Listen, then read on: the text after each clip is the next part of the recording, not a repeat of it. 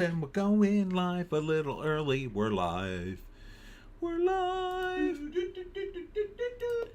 All right. And Arden's already here. The Grand Seduction, Taylor Kish and Brendan Gleeson, set and shot in Newfoundland. All right.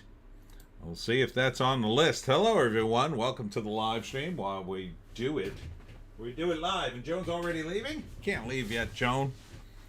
You have to wait for our Canadian friends to join us. Our other Canadian friends. We have one Canadian friend here. Today we'll be doing the live stream on Canadian movies, Joan. I know you're very excited because you think that means bacon for you, but it doesn't. But it means back bacon for many, many other people. Many others. Started a little early because, I don't know, I was just bored. And wanted to talk about my week. It was quite a week this week. What the hell did I do? Let me see. Let me get the right week here. Okay, so this was the last week of May. I got a lot done. I had a meeting online, a Zoom meeting with some movie producers. I don't know how that went. The Unexpected Farm was postponed yet again. And then Sunday, which was yesterday, no, Saturday. Saturday I did Walt Fest, which went very well, surprisingly well. We caught great weather, thought we were going to get rained out. Really paranoid I was going to get rained on all day. But I didn't see the Walt Whitman impersonator this year. He must have skipped town before I saw him. Carter Chain is here. Hello and happy Sunday. Hello. So Walt Fest was a good deal. I also went, my girlfriend went away for a week to visit family, so we had a nice dinner, and we went to an Indian restaurant. Now, I'm not too up on Indian food. I know a little bit. I'm still struggling to find the stuff I like, so this was a pretty good place. I liked it. I want to stress that I like the food and I would go back again. However, I've been farting a lot. Like a lot. So, do they make the food out of farts in India? Because if they did, that would make a whole lot of sense to me. But they had these neat crackers you could dip in the sauces. That was good. They were like the veggie straws you get in the supermarket. And they had some, like, a lot of bean stuff. I'm not big on beans, but I ate some lentils and whatnot, chickpeas. What did I had? I had the tandoori wings, which were pretty good. Kind of a weird spice that sort of hits you and then not. The chickpeas and the beans and the lentils, that was actually spicier. That was actually very spicy. And so it was pretty good. But man, cost me a lot. Cost me a lot down below. And then today, this was my first Sunday off in probably a month and a half.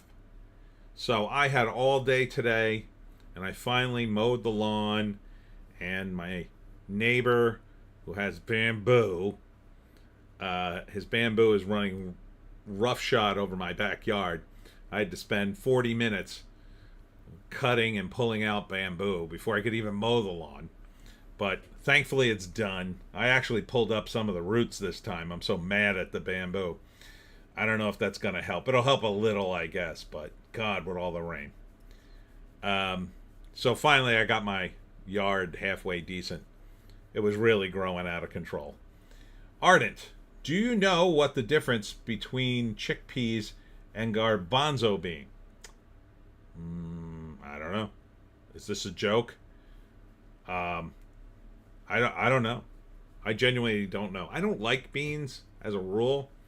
I only ate them because, well, I'd paid for them. And my girlfriend eats like a bird, so she ate 5 bites of her meal and said, "I'm done." And then and then gave it to me, and I'm just like, "Okay, I'll take this home." So I said, let me eat this for lunch, and whew, it was Fart City, doggy. You remember. I bet it was a nightmare for you with your nose. Ardent, no one ever paid to have a garbanzo bean on them. Happy Pride Month. Ew. Pride Month. Oh, right. We're doing that again. I think it's going to be pretty subdued this year. Just the feeling. Just the feeling they're going to wind it back finally. Because people are a little pissed off at the rainbow people. Just their general attitude. I told them, I warned them for years. I said, look, you're in a good place. You got a lot of political capital. Don't blow it on just being a-holes. But they blew it on being a-holes. And now the chickens are coming home to roost. And the Christians they're coming back. They're coming back in a big way. I can see them rumbling on X. They're coming back, boy. They are not playing games this time. Ardent, I've seen a lot of pullback and cancellations. Yeah. You think those corporations gave a flying F about you? No. They absolutely did not. They did it because they were A, told to do it by people more important or more powerful. B, it was about money or perceived profit. And C, it was about cheap loans. Because that, from my understanding, the ESG stuff gave companies who qualified access to cheap venture capital. So, in other words, a lot of these corporations, when they do a big project, especially movie studios like Disney, they don't actually have the money. They borrow it. So if they have a movie that costs $200 million, they take out a $200 million loan from a bank. So they don't risk their own cash. And then pay the money back. And they can, they do a lot of stuff with the books. It saves them on taxes because they're paying back a loan. I'm not sure how it works, but that's my understanding, my rough understanding of it. So if you get the loan from a bank, I mean, these days it's still pretty low, but if you can get it lower from the ESG people like BlackRock, you're going to go there and save yourself millions of dollars potentially. I mean, you only have to, if you got a $200 million movie and you save 2%, you're saving $4 million. It's $4 million you won't have to spend. I mean, I'm talking about the interest you pay on the loan. So, of course they're going to do that. The problem, of course, is ESG is ruining their movies. Ardent, I've seen a lot of pullback and cancellations. Oh, I read that.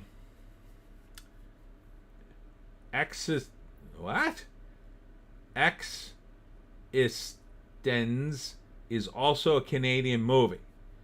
Kind of a decent body horror sci-fi Matrix precursor. I never heard of that. There's a lot of movies on this list that we'll be talking about tonight that I have never heard of. And I have a special announcement I saved for the live stream about the Pineys. But I'll save that for later. We'll save it for later. Right, Joan? We're going to save that for later. And it's going to be a big surprise. So don't tell anybody, Joan. Just keep your little mouth shut. Keep your little mouth shut. Your cute little mouth. You want to get down or are you going to stay here? All right, stay here. All right. So let's start with checking the box office first and give people a chance to get in here. So, looks like Lilo and Stitch has done it again. It's the number one movie, Joan. The number one movie. And if I can get to the big list. Oh, come on. At 63 million. There it is. 63 million. We're at 280. It's a drop of 57%. Not great. Not great. That's kind of a decent sized drop. However, there is a lot of competition. There is a lot of competition. Let's see if I can even get to the movie page. Oh, okay, good. We're at 610 worldwide, so this movie definitely made its money. What was the budget? No budget here. Oh, wait, there it is, 100 million. Yeah, so we're way in the black on this thing. Talking about $500 million. I wouldn't go see it. They changed the ending, number one. And, it's for kids. I mean, I like cartoons, but I don't like Disney, as a rule. Ardent, LOL, it's pronounced existence, meaning meant to be a weird way of spelling existence. Oh, Now I see. Excuse me. Mission Impossible also drops by 57% at 27 million. Now they're calling this a big hit, but I don't think it's doing all that well. 122 million. I mean, it's probably going to make it. I don't know. It's $400 million movie, they say. Yeah, it's at 249. Yeah, there's no way this thing makes its money back. Right? 249 million? You got another 150 million to go here. At 27, next week you'll be lucky to crack, I don't know, 13, 14? You know, combined with the worldwide, you might get another 27%. I mean, you'll easily get the 300 million, but this looks like a loss to me. Looks like a loss. $400 million. Well, they did get caught up in the pandemic. And I hear the stunts are amazing. I kind of want to just zoom through it. I kind of want to watch it and not care about the plot and just zoom to the stunts. I may very well do that. Number 3, Karate Kid Legends premieres at 21 million. I'm hearing a lot of mixed reviews on this movie. It's kind of boring. It's okay. It's not great. Jackie Chan's always fun to watch, but they say Ralph Macchio is like, he's just sort of there. And Cobra Kai guy makes like a cameo at the end. Number 4, dropping from 3, Final Destination, 10 million. This got a bit of legs. It's only dropped 44% in its third week. So this is a crowd pleaser. You know? Out of all the Final Destination movies, this is the only one that looks even kind of mildly interesting. So $50 million budget at 230. Yeah, you damn right that's money. It's money in the bank, baby. It's money in the bank. They'll be making more of them. Number 5, premiering Bring Her Home, or Bring Her Back, 7 million. This is a horror movie, so this might actually be money already. I mean, depending on how much they spent on this thing. You typically don't spend a lot on this. Well, doesn't say. It doesn't look horrible. Looks fine, I guess. Number 6, dropping from 5, is Sinners. Sinners is finally starting to end. It's done really well. 5.2 million. I still want to see this movie, but now I'm leaning towards waiting for Max or some streamer. Yeah, 90 million. It made 350. So Ryan Coogler's in good shape with that. Not in good shape is Thunderbolts, dropping from 4 to 7, 4.8 million. This movie is poised to lose $100 million. Again, it just costs too much money, but maybe that was the plan. It says 180 million here, but they're saying you need 400 million just to break even on this thing. I have a feeling it probably already broke even. Oh, sorry, Joan. I think I spilled some iced tea on you. Sorry. But that being said, kind of lackluster the way you look at it. Arden. So, are horror movies usually cheaper to make? Yeah. Yeah, I mean, it depends. You know, a movie like Ghostbusters is going to tend to be expensive because there's a lot of effects. But a movie that's more psychological horror, or even like Halloween. I mean, Halloween definitely started as a low budget thing. It got bigger later. But even a lot of the expense wasn't really... I mean, you don't have a ton of effects in Halloween, except for maybe the third one. They had some effects in that. You know, a lot of horror movies is just people sitting around being afraid. You know, Sinners, you know, that cost 90 million, but I don't know if I'd call it horror or if I'd call it sort of horror action. Because, plus there's a lot of I think there's a musical number in it. Not like not like an Indian movie musical number, but there's music in it, like big boisterous musical and people dancing and stuff, because it's like a speakeasy or something. Um, but like you talk about a movie like Bring Her Back or even a zombie movie, they're relatively cheap to do, you know, because you just use whatever's around a lot of times, unless you're doing a horror movie that takes place in, a period piece. Then the moment you make it a period piece, then it costs a lot of money. If you do a Western horror, that's going to cost you some money because you need horses and you need to cut out all the cars and the power lines and all that kind of stuff. Um, but yeah, generally horror movies are pretty cheap to shoot. That's usually the first movie a filmmaker will do that'll get them on the map. Like you do a horror movie, because it's also money. It's cheap to make, and you could sell it overseas.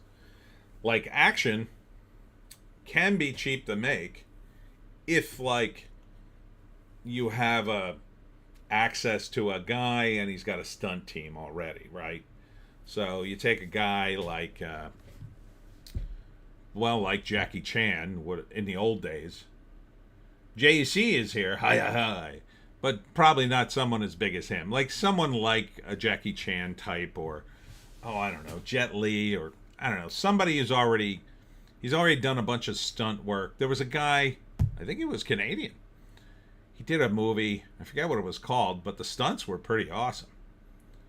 I actually reviewed it for him. I got a free link and got to review it ahead of time. I can't think of the name, but it was decent. It was decent. The stunts were top notch. The story was okay, but the stunts were like top notch. He just was like murdering guys left and right. So if you have a guy like that, it's relatively cheap to do the action. And then the third type of movie, and again, it goes overseas very well. And then the third type of movie that translates overseas is TNA. So for that, you need access to a bunch of hot chicks. So, if you can hire a bunch of strippers that can act halfway decently and do a story around something that they do, and they take off their clothes a lot, and then yeah, you can make money. Ardent martial arts movie? No, not really. Although he did do martial arts in it. I can't think of the name. God, it was too long ago. My memory is just shot. So yeah, those three movies are relatively cheap to make. Ardent TNA horror has always been popular. Yeah, who doesn't like boobies and monsters? They're low budget. You just have to scare people and tantalize them. That's easy by comparison. The action stuff is the next tier because you need stunt work, and the stunt work goes bad or looks bad, you're effed. People get hurt. It just looks bad. I worked on a movie. I shouldn't say we. I worked on a movie where the stunt guy was terrible. I mean, he was awful. And he was supposed to make a prop that one of the actors was supposed to bash another actor over the head, but it looked like crap, and they couldn't use the footage. Ardent, Boobies and Boogeyman. Be a good name for a series. Yeah, I like that. Or a role-playing game. B&B. Hey, want to play some B&B? You mean D&D? No, B&B. You have to make a low-budget movie. And that's the scenario. Make a low-budget movie and push your career forward in the film industry. I think that could be a cool role-playing game, actually. Not sure how the experience points would work, but could be fun. And yeah, I've done like a million pitches for like low-budget horror. But it's funny because you'd think in a low budget movie, people would just be like, "Oh yeah, let's do your idea, professional writer dude." No, no, it's even worse. It's even worse than guys who have money. Like there was one guy who paid me to do a screenplay and paid me pretty well, and never got got nothing but support from him. But guys who have no money, a lot of times they're a nightmare. It's like, oh, I don't want to do it like that. I want to do it like this. And you're just like, you're barely paying me, dude. Just do it my way. As the guy who's written screenplays, just listen to me. I'll never forget a client who I explained to him the idea of a 3-act structure, right? You have 3 acts, act 1, 2, and 3. It's very standard in movies. And the moment he heard it was standard, he was like, oh, I don't want to do that. I want to do something different. And I was like, nah, it's not the kind of thing you want to do different. It's like saying, yeah, I want to build a bridge. And then you say, well, you're going to need infrastructure here, here, here. Oh, no, I want to do it differently. No, you have to put infrastructure in so the bridge will collapse. So he did not want to do a 3-act structure. He insisted. And then when I asked him, well, what do you want to do then? And he's like, I don't know, something different. Arden, speaking of pitches, our favorite girl has gotten into some simp baiting space. Yeah, I don't like this whole... for those of you who don't know, Sydney Sweeney is now selling soap with her bathwater mixed in it. I think that's dumb. I wouldn't buy it. I wouldn't respect people who do buy it. I think that's stupid. I don't think you're going to smell anything. I think it's just going to be soap. It's not going to be anything other than you giving Sydney Sweeney some money for a very, very, very stupid reason. So, sorry, I got something in my eye. Boycott Sydney Sweeney's soap, I say. Meanwhile, I think we could talk about the other hottest pair of legs walking around God's green earth is Livy Dunn, the gymnast. She was just on a runway. I wonder if I can find it. I think it was on the New York Post. She was on the runway in you know what? I'll go to the search bar. It'll be easier. She was on a runway in some kind of fashion show, and she's a gymnast. And man, here she is. So, there's Livy Dunn. Whew, what a smoke show. Her boyfriend's a pitcher in some major league team. I forget which one. But yeah, that's her boyfriend. You couldn't pry the smile off of that dude's face. They don't have the video though. But she did this split during. She's a Sports Illustrated swimsuit model. Finally, they got a hot chick who's also an athlete. After experimenting with fat girls and trans girls on the cover of Sports Illustrated. Ardent, LOL. The same time I read that story, I saw the one about Gwyneth Paltrow pushing vinyl pressings that smell like her vagina. Well, she had that stupid candle that smelled like her vagina. It's stupid. Ardent, oh yeah, the split. Great legs. I mean, holy cow. She's just amazing. And she's an athlete. I mean, so if anybody should be on the cover of Sports Illustrated, it should be her. Total smoke show. Anyhow. Yeah, so TNA, horror, and action. In that order is your best bet for a low budget film. Because it just makes so much money. Next up is Friendship, dropping from 7 to 8, 2.5 million. I kind of want to see this movie, but it feels like more like a streaming sort of affair. 12 million ain't bad for a comedy these days, and I don't think it costs too much, but it might have cost more than 12 million with Paul Rudd in it. Ardent, yeah, gymnastic girls are Well, anyway. Number 9, dropping from 6. The Last Rodeo from Angel Studios dropped 60%. Not great. 2.1 million. But again, it's Angel Studios, so it probably didn't cost a ton of money. Yeah, it's made 10 million. I don't know, Neil McDonough. He's in all the Angel Studios movies, just about. Number 10, J-Hope Tour. Hope on the stage in Japan live? I don't know what this is. But it almost made $1 million. What the hell is this? I have no idea. It feels like a concert movie, maybe? Yeah, it's some sort of performance. So, sorry, I just want to close those windows so I get too many open.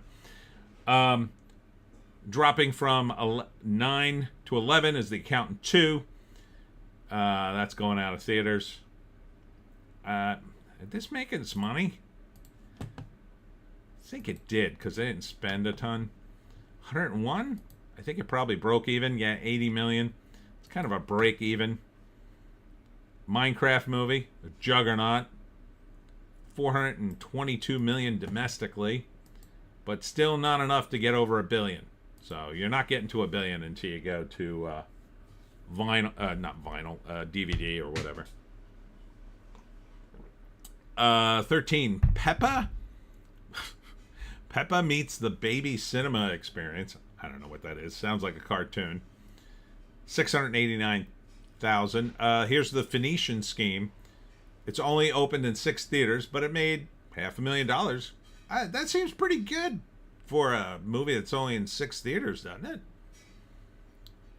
I don't know. They're trying to jazz the numbers to make it palatable. I like Wes Anderson. I like the look of this movie, so I would go see it.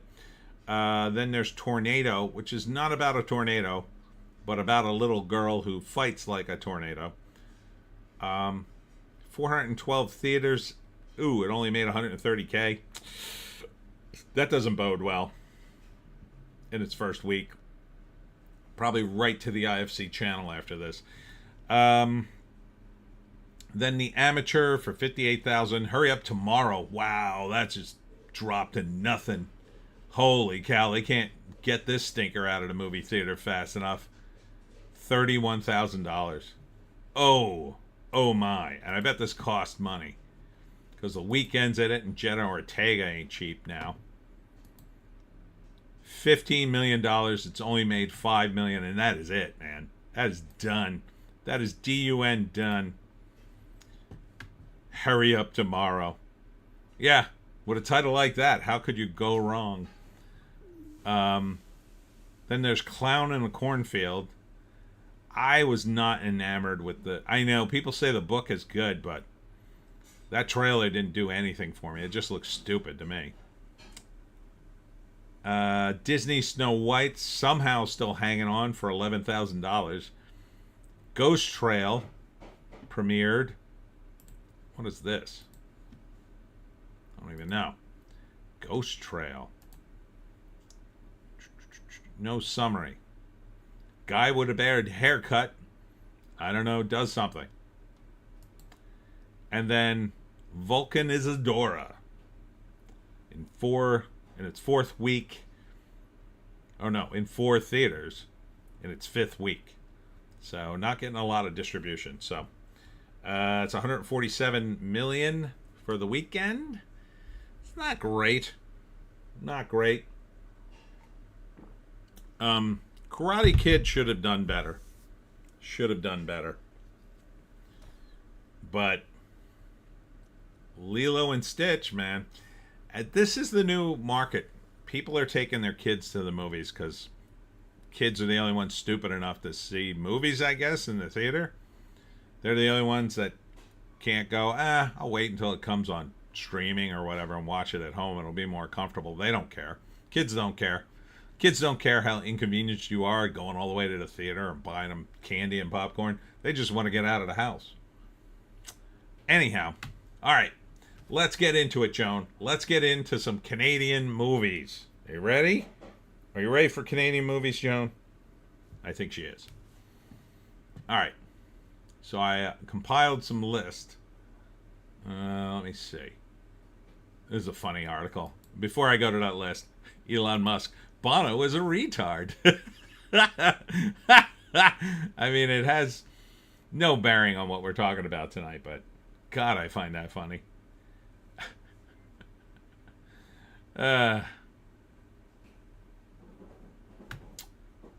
Appearing on Joe Rogan's podcast, the Irish singer declared, "It's not proven, but the surveillance suggests 300,000 people have already died from this hard cut of USAID." Is that Irish? I'm not sure if I'm doing that right. All right, let's get into top 10 Canadian films of all time. Now, this is from Wikipedia. They do it every 10 years. This is from 2015. And all the movies prior to that. So I haven't seen any of these movies, so I've only sort of heard of some of them. Number 1 is A Tanujuat Fast Runner from 2001. Now, you guys let me know if you heard of any of these. Number 2 is Monocle Antony from 1971. Ardent. I mean, Elon isn't wrong, and Cory Booker really needs to watch how he says goodbye, yeah. JC, Hardcore Logo and some early David Cronenberg movies are probably the best Canadian movies. Well, some of those are here. Monocle Antony. I'd never heard of that. The Sweet Hereafter. Number 3. I have heard of that movie. I never saw it.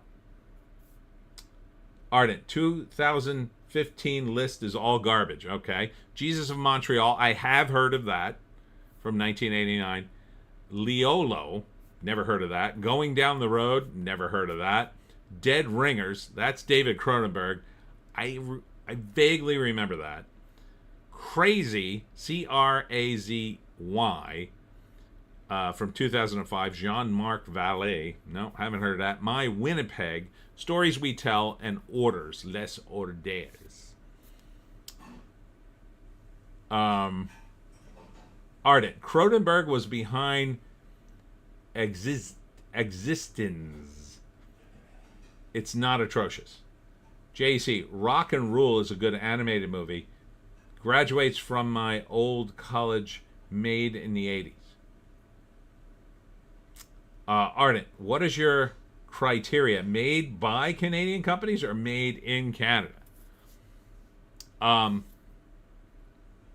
Well, it would be made by Canadian companies, I guess.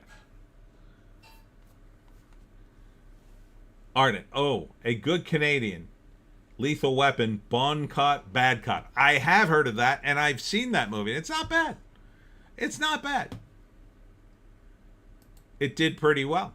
All right, here are the 10 best Canadian movies ranked. This is from Collider, so I assume this will be a terrible list. Ardent, Rock and Roll was good. Didn't know it was Canadian. Number 10, Dead Ringers. That's David Cronenberg. Oh, now I do remember this movie. Yeah, Jeffrey Irons, and he plays twins. Okay, yeah, I do remember that. Lawrence Anyways. No idea. Storbang. Atom Egoyan movies from the 90s were pretty good Canadian. Otherwise, Strange Brew. I love the guys from Strange Brew. But I don't know if their movie was all that good. JC, Hardcore Logo is like punk rock Spinal Tap. I like that one. Ardent, there's a sequel I still haven't seen. Mommy? No idea. Stories We Tell? No idea. There's the Sweet Hereafter. Oh, it's Bilbo. Bilbo's in that one. There you go. Monocle Antonine. I assume it's a guy in a top hat with a monocle running around. Ardent effin' hosers. Here is a Tanjurette, the Fast Runner. This looks like very much a movie critics would just pick because I have to pick this or else I'll be racist. Incendies. No idea. Oh, Videodrome. There you go. I've heard of that movie. Videodrome. Who hasn't heard of Videodrome? That's where James Woods is completely naked. JC Trailer Park Boys have like 5 movies. Yeah, I like their movies. And number 1, My Winnipeg. Okay, this is 2007. Ardent. Oh, a very twisted comedy from Newfoundland. Young Trifles been made away with. I think shortened to Young Trifles sometimes. JC, bunch of French Archie trash and Videodrome. All right, and then the 25, see how I slowly ramping it up? The 25 best Canadian movies ever. JC, Videodrome is probably number 1. It's set in Toronto. Is James Woods Canadian? I don't think he is. I follow him on X. He's usually a very sober voice. All right. The Apprentice of Dudley Kravitz. Man, I've not heard of that. There's a Tanjurette, the Fast Runner. Bon Cop, Bad Cop. There it is. I've seen this. When I was up in Montreal and we were trying to get funding for a movie. And we were trying to go the Canadian route. We watched this movie because it was an example of a movie that was, I think it only cost like, I want to say it cost like $1 million, but it made $9 million just in Canada. And I think at the time it was the highest grossing Canadian film, I think, of its time. I'm not sure that's true, but it was very high for a Canadian film. That wasn't, made in America first and then distributed in Canada later. So this was a Canadian film that it really didn't come to America except through DVD and such. So this movie was a hit just in Canada because it's a very Canadian plot. So Bon Cop, Bad Cop means good cop, bad cop. But since one of the cops is from Quebec, that's why you get Bon Cop. So it's a whole Quebec and English duality is part of the film. JC, no, James Woods is not Canadian. Oh, okay. I didn't think he was. Ardent, Canadian critics love Atom Egoyan for some reason. JC, they've been doing split screen ads on the streams now, so I can see what I'm missing. Oh, good. That's an improvement. JC, was Fubar Canadian? That's another mockumentary. It was a hit just in Quebec, let's be honest. JC, Ardent at JC, not sure. I think it was. Yes, it is. Crazy. Coming of age story from future Oscar nominee Jean-Luc Vallée. Okay. Looks kind of like a Pride Month movie, if you know what I'm saying. Not that there's anything wrong with that. Eastern Promises. Oh, I like that movie. I didn't think it was Canadian, but I guess they're saying since Cronenberg directed it. It's a good movie. Ardent. A lot of good Canadian movies come out of Quebec. Mars et Avril was weird, but good, kind of high concept though. The F Word. No, never heard of that. Oh, there you go. Fubar and Fubar 2. Hoser anti-heroes Terry and Dean are the modern-day Bob and Doug McKenzie in these frantic mockumentaries. Lifelong buds share the same love of beer as the beloved SCTV Knuckleheads. Okay. That sounds like fun. Ardent. A lot of good Canadian movies come out of Quebec. Oh, I read that one. Ardent, Eastern Promises was Canadian. That movie is great. JC, Cronenberg films everything in Canada. Oh, it's cheaper. Going down the road, you know what that means. I have no idea. A Goon. Okay. Often hilarious tale of Doug Glatt. Sean William Scott. Oh. As a hockey newbie, catapulted in the role of on-ice enforcer after pummeling a fan in the stands for a gay slur. Okay. Incendies. JC, yeah, Fubar is fun. I'll have to check that out. I've heard the mermaids singing. That looks super artsy. Ardent, Goon was pretty good. Jesus of Montreal. Okay. Oop, what happened? Last Night. Oh, this is The Last Night on Earth. A dark comedy. Oh, that sounds like it's got a cool premise anyway. Manufactured Landscapes. First of 3 documentaries. Documentaries are on the list? Okay. Monsieur Lazare. Alright. About an Algerian immigrant. New Waterford Girl. Looks like a drama. I know that actor. 1 Week. It's about a road trip. Michael McGowan's visual love letter to Canada. I know that actor. Oh, it's a newly diagnosed with cancer. Ben finds inspiration in a Tim Hortons coffee cup to delay his treatment and take a spontaneous motorcycle trip to Toronto. Okay.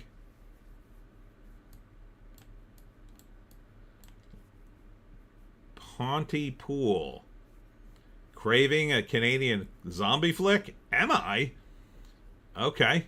I love zombie films.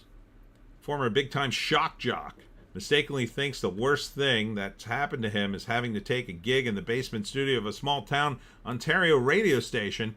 As things start to get weird outside, the station staff may be the last ones standing, the only ones who can figure out what sets the bloodthirsty marauders rampaging. That sounds fun. Ardent, Joshua Jackson. Rebel. That looks like a critically acclaimed thing. Sleeping Giant. Another drama. Stories We Tell Again. Starbuck. Does look like a comedy. In this comedy from Ken Scott, Patrick Huard plays Montrealer David Wonsiak, a slacker who in his college days fathered 533 kids as an anonymous sperm donor under the alias Starbuck. Now adults, 142 of them have launched a class action suit to learn Starbuck's identity. As Wozniak reads the profiles of his numerous offspring, he has one more child to be concerned about. His girlfriend is pregnant. Can he learn about the meaning of fatherhood with incognito observations of the good, bad of his sizable brood? 533. That's pretty funny. The Sweet Hereafter. Take This Waltz. Seth Rogen. I'll pass. The Trotsky. Sounds very political. All right, and that's it for RD Canada. Ardent, I've seen Starbuck. There are some hilarious scenes in it. All right. Moving on to something called the Georgia Strait's 50 Best Canadian Films of All Time.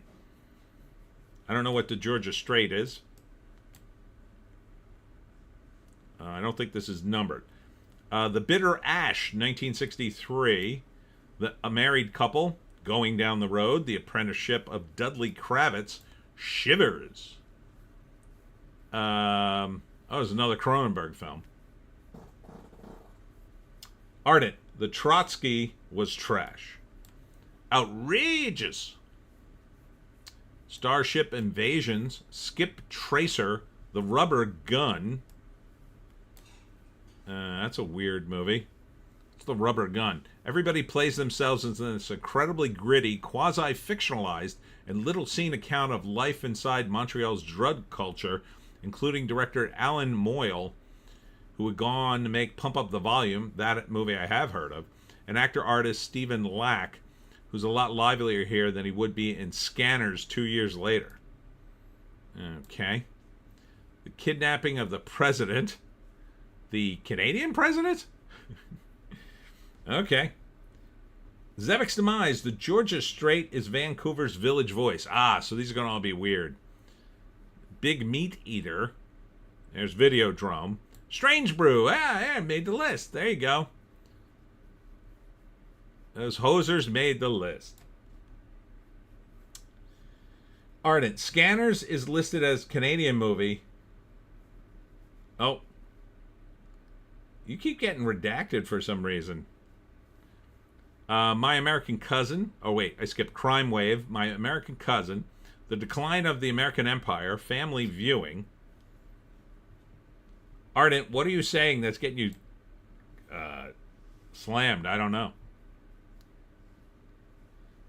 Here are two actors in Family Viewing. JC, in the 80s, they gave people a 100% tax write-off if you invested in a Canadian movie productions. There were hundreds of Canadian movies made. You never heard of them, never want to watch them. Well, they still have excellent tax credits in Canada, and we were trying to take advantage of them when we went up there. You could get about, I'm going to say 60% or more of your movie you can get back in tax credits if you use Canadian talent. There's like a point system. You have to have so many people to qualify in the key roles. JC, they were just made as big tax dodges. Ardent. LOL, I removed it because you were getting to it immediately after I hit enter. I'm removing all these. Oh, okay. JC, that's how Cronenberg got his start. I've heard the mermaid singing. Dead Ringers, again. Cold Comfort. Archangel. Highway 61. Bruce McDonald's cult rock and roll road movie captured everything that was weird and fun about indie filmmaking in the early 90s. Leolo. Double Happiness. Crash. That's another Cronenberg. Oh, there you go. Hardcore Logo. It's easy to forget how the innovative director Bruce McDonald's faux doc structure really was. Story of a bunch of washed up punk rockers. You could almost smell the stale high test in this gritty concert scenes. The Sweet Hereafter. Last Night. Smoke Signals. Vinyl. Ginger Snaps. She's pretty cute in that picture. Anton Jewett, the fast runner, The Corporation. I think I saw that documentary. Yeah, I did. Crazy. Manufactured Landscapes. Fido. I've seen Fido. That is a zombie movie starring that Scottish comedian. And it's like a weird sort of like a pseudo future 50s where people use zombies as like servants. They're strapped in so they can't bite you, and they're controlled. But Fido is nicer than the husband in the movie, of course. So I think the wife falls for Fido. Ardent. Ginger Snaps is good werewolf series. Ardent. Fido is good. Billy Connolly. Yeah, that's him. There's Eastern Promises again. Polytechnic. Last Train Home. Incendies. Beyond the Black Rainbow. Ooh, that's a good title. A Mine F psychedelic sci-fi flashback to 80s Kish. Vic plus Flo saw a bear. The Husband. Mommy. In Her Place. Les Demons. Ninth Floor. Hello Destroyer. Into the Forest. Werewolf. And that's it. All right. 51 best Canadian films of all time. This is from the Hollywood Reporter. So now we're getting into the Americans picking the greatest cinema from the Great White North. All right. American Mary. Never heard of that one. Polytechnic, says Ardent, is anti-masculinity, anti-firearm propaganda. Good to know. Apprenticeship of Duddy Kravitz. There's Antijurat, the fast runner. Beyond the Black Rainbow. Blackberry. I think I didn't see this, but I know of this movie. Black Christmas. The Body Remembers When the World Broke Open. Bon Cop, Bad Cop. Brother. Chicks with Sticks. That's it, with sticks. A Christmas Story. A Christmas Story is Canadian? In a magical time before Trump tariffs and saber rattling, how did you manage a synopsis of a 1983 movie to work a Trump ash into it? You are impressive in your own weird way, Variety. Canadian-based director Bob Clark could conjure up a holiday classic. It was a classic. I enjoyed that movie tremendously. Crazy. Cube. Oh yeah, that felt very contrived, the Cube movie. This was like a sci-fi movie. I thought it was too contrived. Dead Ringers. Ardent, Hollywood Reporter finds a way. Yeah. The Decline of the American Empire. Double Happiness. The Fly. I remember The Fly. JC, work tariffs into a review of A Christmas Story. JC, oh yeah, Cube, it's okay. 40 Acres. This one's a relatively new one. This is basically like it's like an apocalyptic movie where the cast is all black. And that's about it. That's about all I know about it. I mean, I looked at the trailer. It's kind of not very informative, the trailer. Ginger Snaps. Good Riddance. Goon. The Gray Fox. Hardcore Logo. A History of Violence. I saw that. That's pretty good. The thing about it, though, is the characters are supposed to be working for the mafia, and no one in the movie's Italian. Like, no one. No one's even close to Italian. JC, 40 Acres and a Mule? Really? Yeah, I think that's what it's supposed to be. Incendies. I've heard the mermaids singing. Juno. I like Juno. Didn't know it was Canadian. Oh boy, I can't even say that. Canach Steak, 270 Years of Resistance. I have no idea what that is.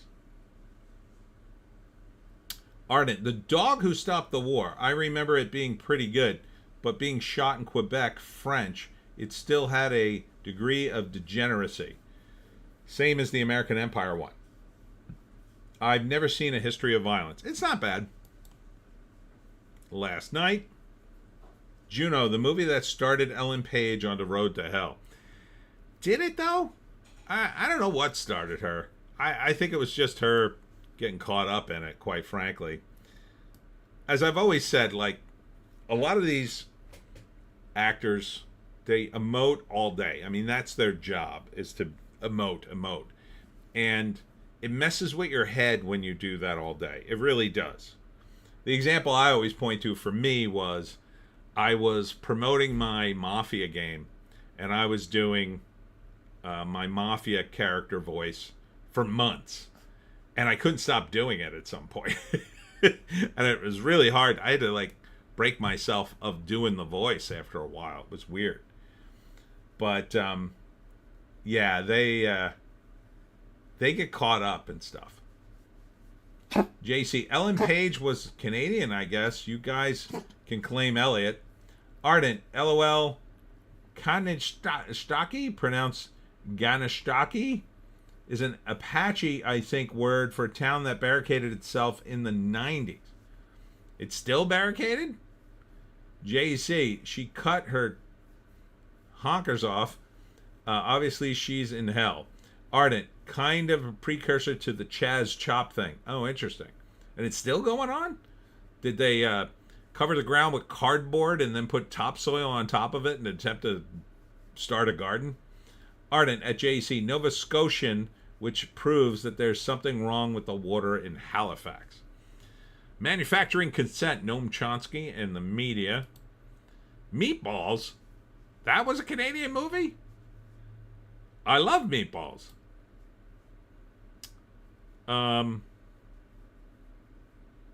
Oh, because it was Ivan Reitman, and he was Canadian. Okay. That's a good movie, if you haven't seen Meatballs. My favorite scene in that movie is one of the characters, he does something, he taps into the electrical grid at the summer camp. I forget what he's trying to do, but he ends up short-circuiting the whole camp, and everything goes dark, and the lights go out, and you just hear, John, yeah? You're a dick. And it just cracks me up every time. Ardent, no, the standoff didn't last long. No, our idiots know how to farm at least. Meatballs and Porkies are Canadian. IIRC. JC, oh yeah, Meatballs. Canada's answer to Porkies. Yeah, it wasn't as hard as Porkies, though. Ardent at JC, I stand corrected. Porky's was later, though. Meatballs was 79. Like, Porky's was like... that was in the 80s. Mommy. My American Cousin. My Uncle Anton... What was that one? Navani. Night Raiders. Orders. Polytechnic. Rhymes for Young Ghouls. That looks like a horror movie. Ardent, nope. Bob Clark, same director as Christmas Story. JC, Porky's was Bob Clark. Ah. The Saddest Music in the World. Seducing Dr. Lewis. That's Kim Cattrall in her greatest moment, by the way, in Porky's. She's the cheerleader who makes noises when you have sex with her. Seeds. Stories We Tell. Strange Brew, there it is. The Sweet Hereafter. 32 short films about Glenn Gould. Turning Red. Oh, come on. You can't put this movie on any list other than crap ones. Universal Language. Vic and Flo Saw a Bear. Videodrome. War Witch. War Witch? All right. All right. And finally, we arrive at the IMDb list. 103 of the greatest Canadian movies ever made, Joan. You ready? You're going to get down. You want to get down? Okay, you're done. All right, Joan's done. The breath is starting to get to me. Okay. Here's the big list, everybody. The big list. Number 103, Way Downtown. JC, Turning Red is set in Toronto? I guess Pixar had Montreal studio or something, probably. Number 102 is Water Sark. Number 101 is The Far Shore. 100, The Champions Part 2, Trappings of Power. 99, Champions Part 1, Unlikely Warriors. 98, The Boys of St. Vincent. 97, The Art of Worldly Wisdom. 96, Skip Tracer. A repo man skips town after his life is threatened. Ardent, LOL, I looked through the IMDb list earlier. They didn't even have Bond Cop, Bad Cop. Oh, you're kidding. 95 is Shivers. 94, Rat Life and Diet in North America. 93, Passing Through Torn Formations. I've never heard of any of these movies. 92 is Maelstrom. 91 is Less Racketeers. 90 is Les Demiris something. 89 is Le Confrat Le Difference. 88 is La Sassarine. 87 is Le Chaude Le Fliet. 86 is Kamarasca. 85 is Illuminated Text. I could say that. 84 is Free Fall. 83 is Dying at Grace. I'm just waiting for a movie I know. 82 is Cowards Bend the Knee. I like that title. That's a good title. 81 is Corpus Callosum, a surreal and comic exploration of an office space and decorations of a living room. It's a weird movie. Ardent, The Boys of St. Vincent is, not very loosely, based on the molestations by the Christian Brothers of Mount Cashel Orphanage here in Newfoundland. It is well acted, but a hard thing to watch if you know the real story. 80 is City of Gold. Sounds familiar.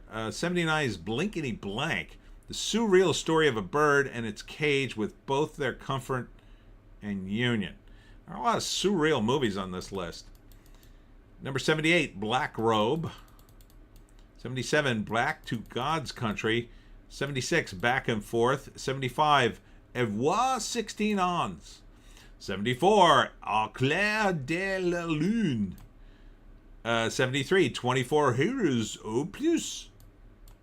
72, Very Nice. Very Nice. I like that title too. It's kind of funny. Very nice. Very nice. Through an unconventional use of concise narrative, a conceptual collage of sounds and images, and a rapid-fire montage, Arthur Lipsett's first film vividly portrays the urban estrangement in the times of social erosion and materialism. Jesus Christmas. Do you Canadians ever make normal movies? Ardent, I think Brad Pitt was in a different movie called City of Gold. Yes. Ardent, Black Robe was decent, kind of a Jesuit version of 1492. 71 is Night Zoo. Interesting. 70 is The Hanging Garden. 69 is Sonatine. 68 is Scanners, a movie I know. A scientist trains a man with advanced telepathic ability called scanning to stop a dangerous scanner with extraordinary psychic powers from waging a war against the non-scanners. David Cronenberg. JC, surreal movies are a low effort and dentists were throwing money at people for a tax write-off. Ardent, all that holy hoity-toity BS comes out of St. Lawrence elitism. 67, Ranjay Padove. 66, Reason Over Passion. 65, Outrageous. A story about a female impersonator who rooms with a pregnant schizophrenic. That sounds awful. Sounds like torture. 64, My American Cousin. 63, Lilies. 62, Life Classes. Indie Phantom, I'm late. Missed the numbers. Hey, was going to watch Scanners yesterday. Well, it's highly recommended by Canadians. 61, Les Flieux Savages. 60, The Confessional. 59, Kissed. 58, Fire. Fire. JC, let's just say Videodrome is the best Canadian movie, LOL. Yeah, I know. 57, Family Viewing. Oh, there's your movie. There's your movie, Ardent. Existence.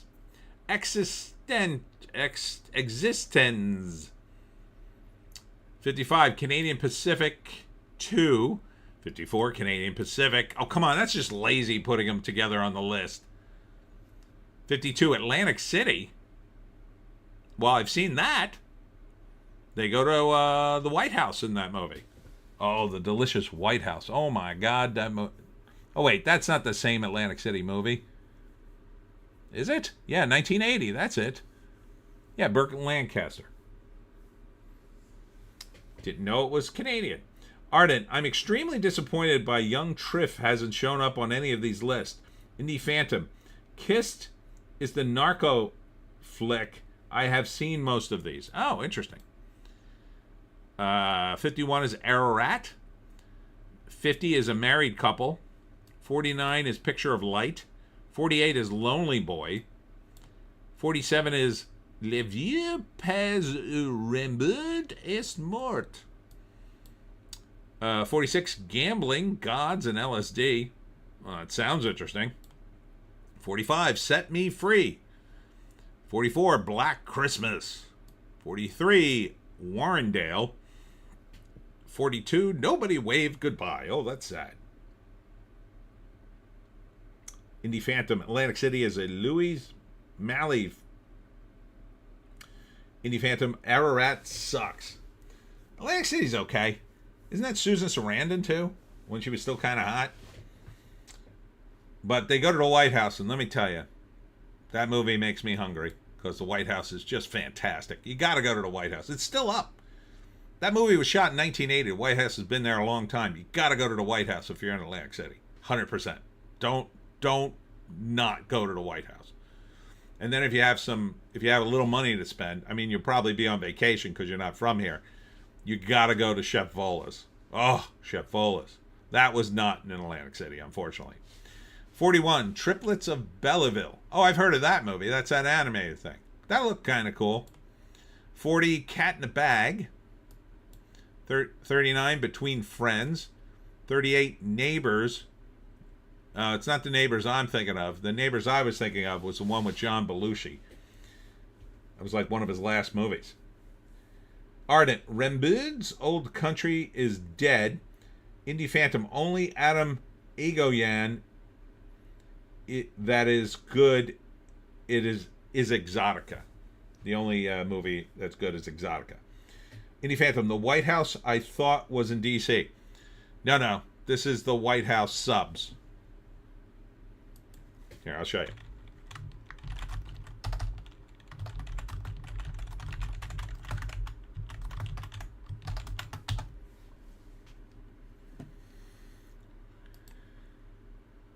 Says the White House, home of submarines. You got to get an Italian hoagie here. You absolutely have to get the Italian hoagie. Now, if you don't get to go out to the original White House, they do have some, I don't know what you'd call them, little franchises inside the casino where you can get something just as good. But if you're all the way at Atlantic City, you might as well go to the original. Ardent. Look at the date on some of these. Oh, let me go back. Hold on. Lost my place. Yeah, 1952 for Neighbors. 1992, Manufacturing Consent with Noam Chomsky and the Media. Ardent, we ship nationwide? Seriously? People love the White House. You probably get everything shipped in pieces and probably cost you a fortune, but let me tell you something, it'd be worth it. If I had the money, I would totally do it. But I don't have to. I could just drive there and go get one. Take me about 40 minutes to a half hour, I guess, depending on when I left. 35, Crime Wave. 34, Begone, Dull Care. 33, Archangel. 32, Take It All. 63. There you go. 31 is Videodrome. Now we're getting to some good ones. Number 30, The Adjuster. Number 29, The True Nature of Bernadette. Bernadette Peters? No.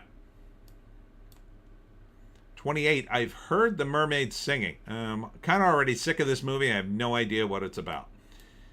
Number 27, Careful. Number 26, The Heart of London, 1970.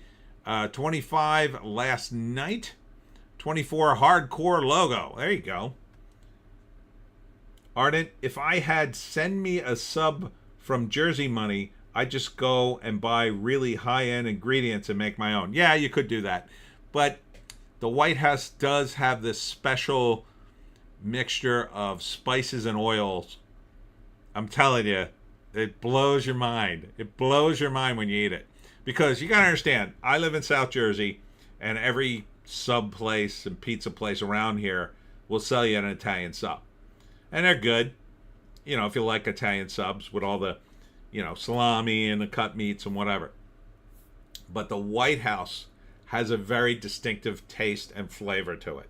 I'm telling you. Just ask for the oil. You can make your own. That's all you got to really order from the White House is get the oil with the spices in it, and you'll be set. So you got to make your Italian sub with the appropriate deli meats. You have to, get the list of deli meats and make sure they're all in there. But I'm telling you, it's fantastic. Indie Phantom. The Adjuster is okay. The Central Region. Oops, I'm here. Sorry, messed up. Indie Phantom. Last Night is about the end of the world.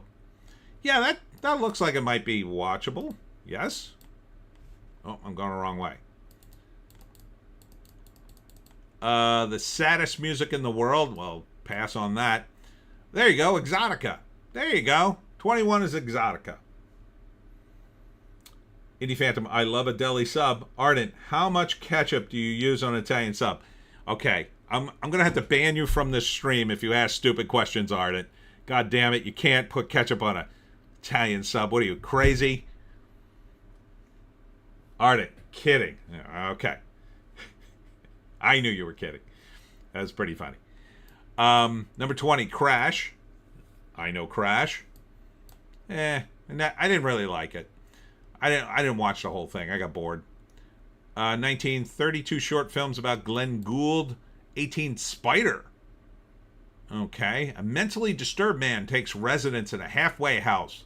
His mind gradually slips back into the realm created by his illness, where he replays a key part of his childhood. Ralph Fiennes and David Cronenberg. Interesting. Ardent. I hate ketchup in general. Filbert Coffee Esquire is here. Exotica was great. Saw it in Melbourne.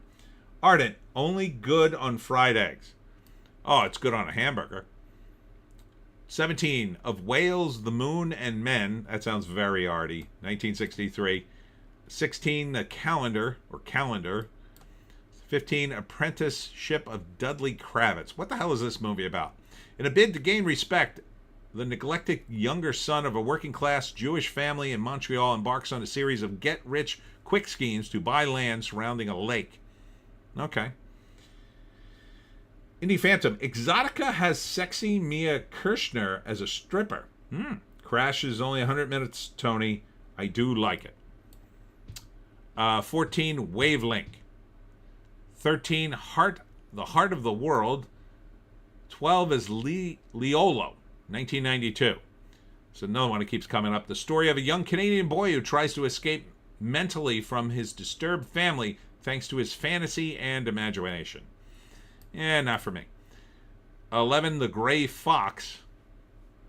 When an aging but gentlemanly stagecoach robber is released from prison, he decides to go to Canada to become a train robber there.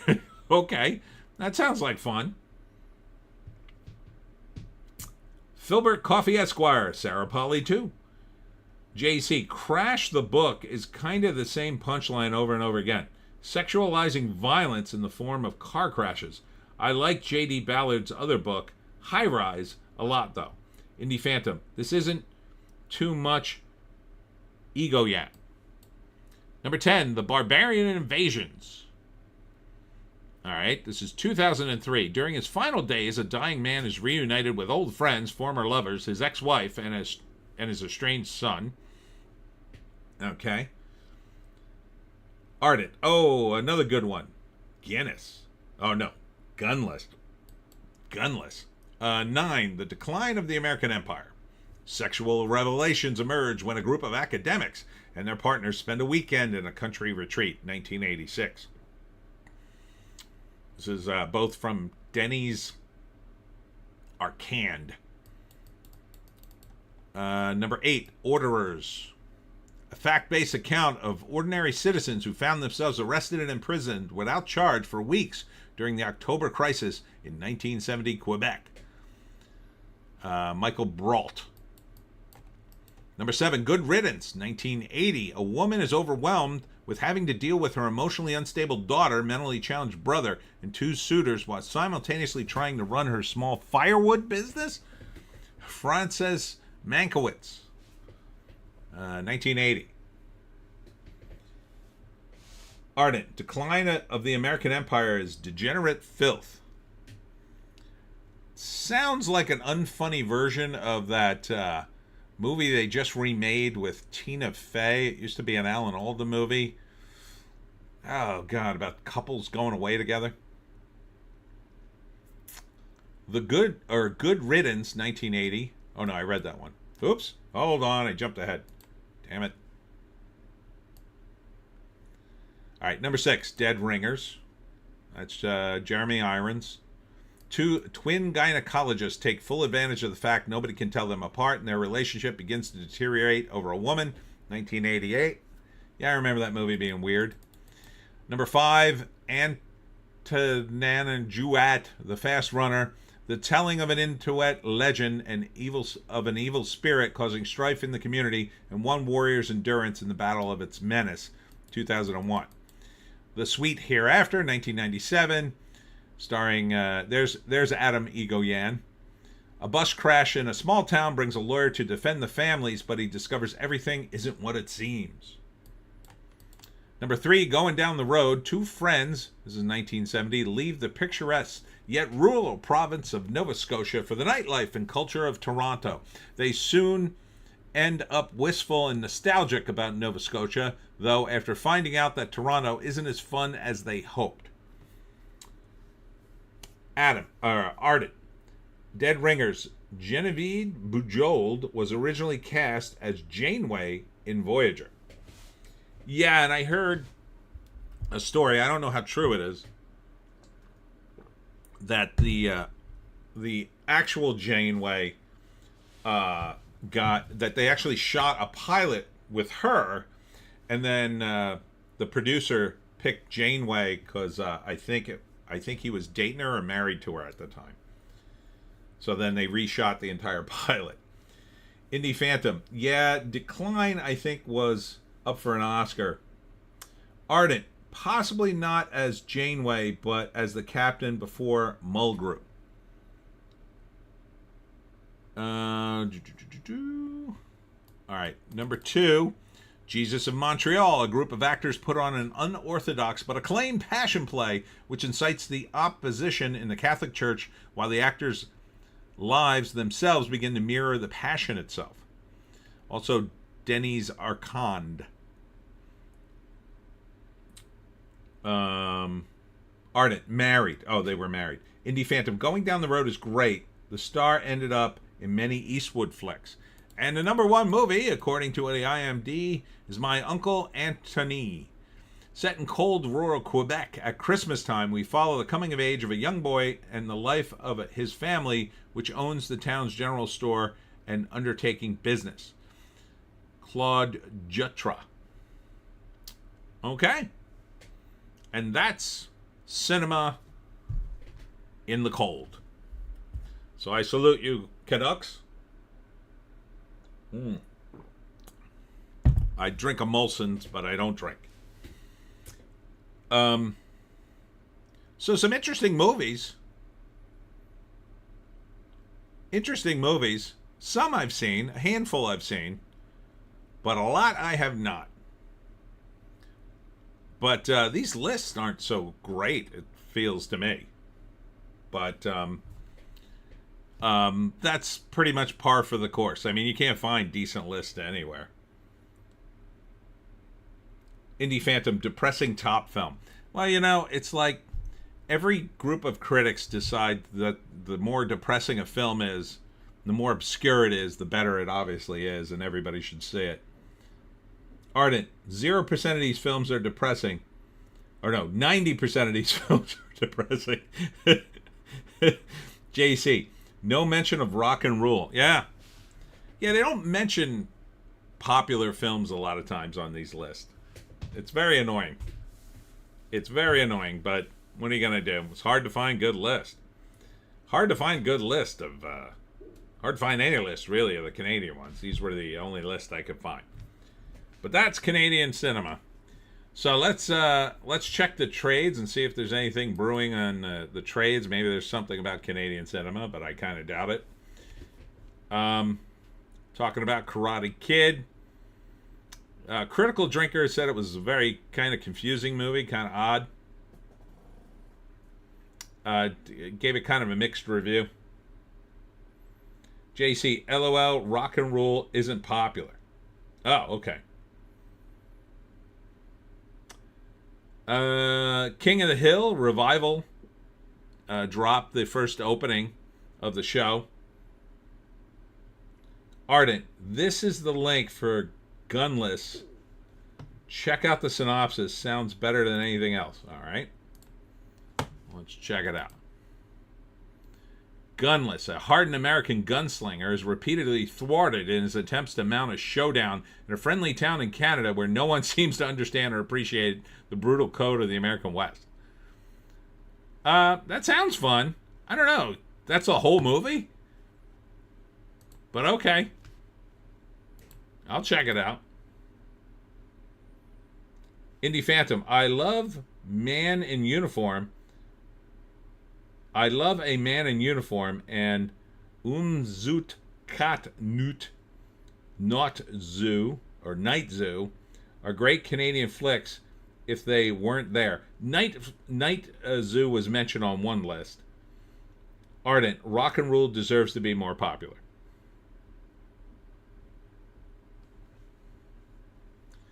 Have you guys seen this King of the Hill revival clip, though?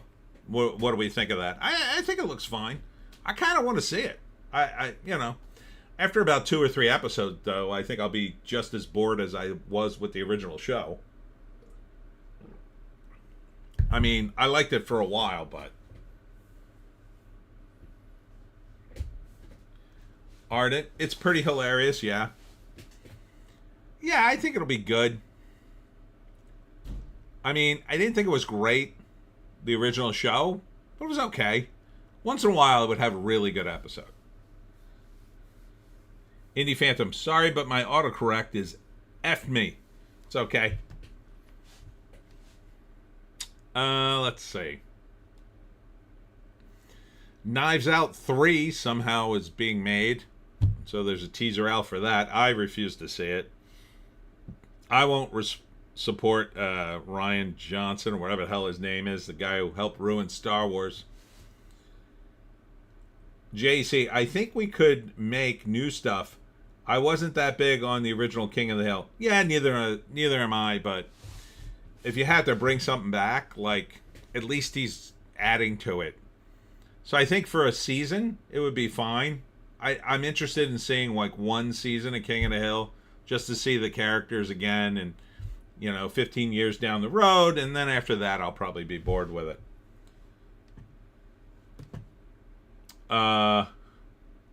Ardent, I was talking about Gunless. Oh, okay. Indie Phantom, why celebrating Canadian flicks? I had mentioned it on another stream that I was going to do it, and then I kind of forgot about it, and then I remembered, and I had some time, so... JC, people were excited for Mike Judge's other show, Beavis and Butthead. People were over it after the first week. Yeah. Yeah, and the new Beavis and Butthead was good. Indie Phantom, F. Rian Johnson, yeah.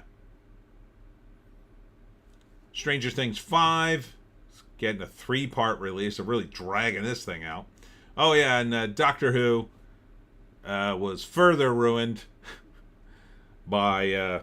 They finally got rid of Nkuti Gatwa, only to bring back an actress by the name of Billie Piper, who played one of the companions. I guess, was that during Tennant's run, I guess? For some reason, but they're not saying whether or not she's a doctor, or if she's somebody else, or she's her character from the show. Who cares? Just shut the whole thing down.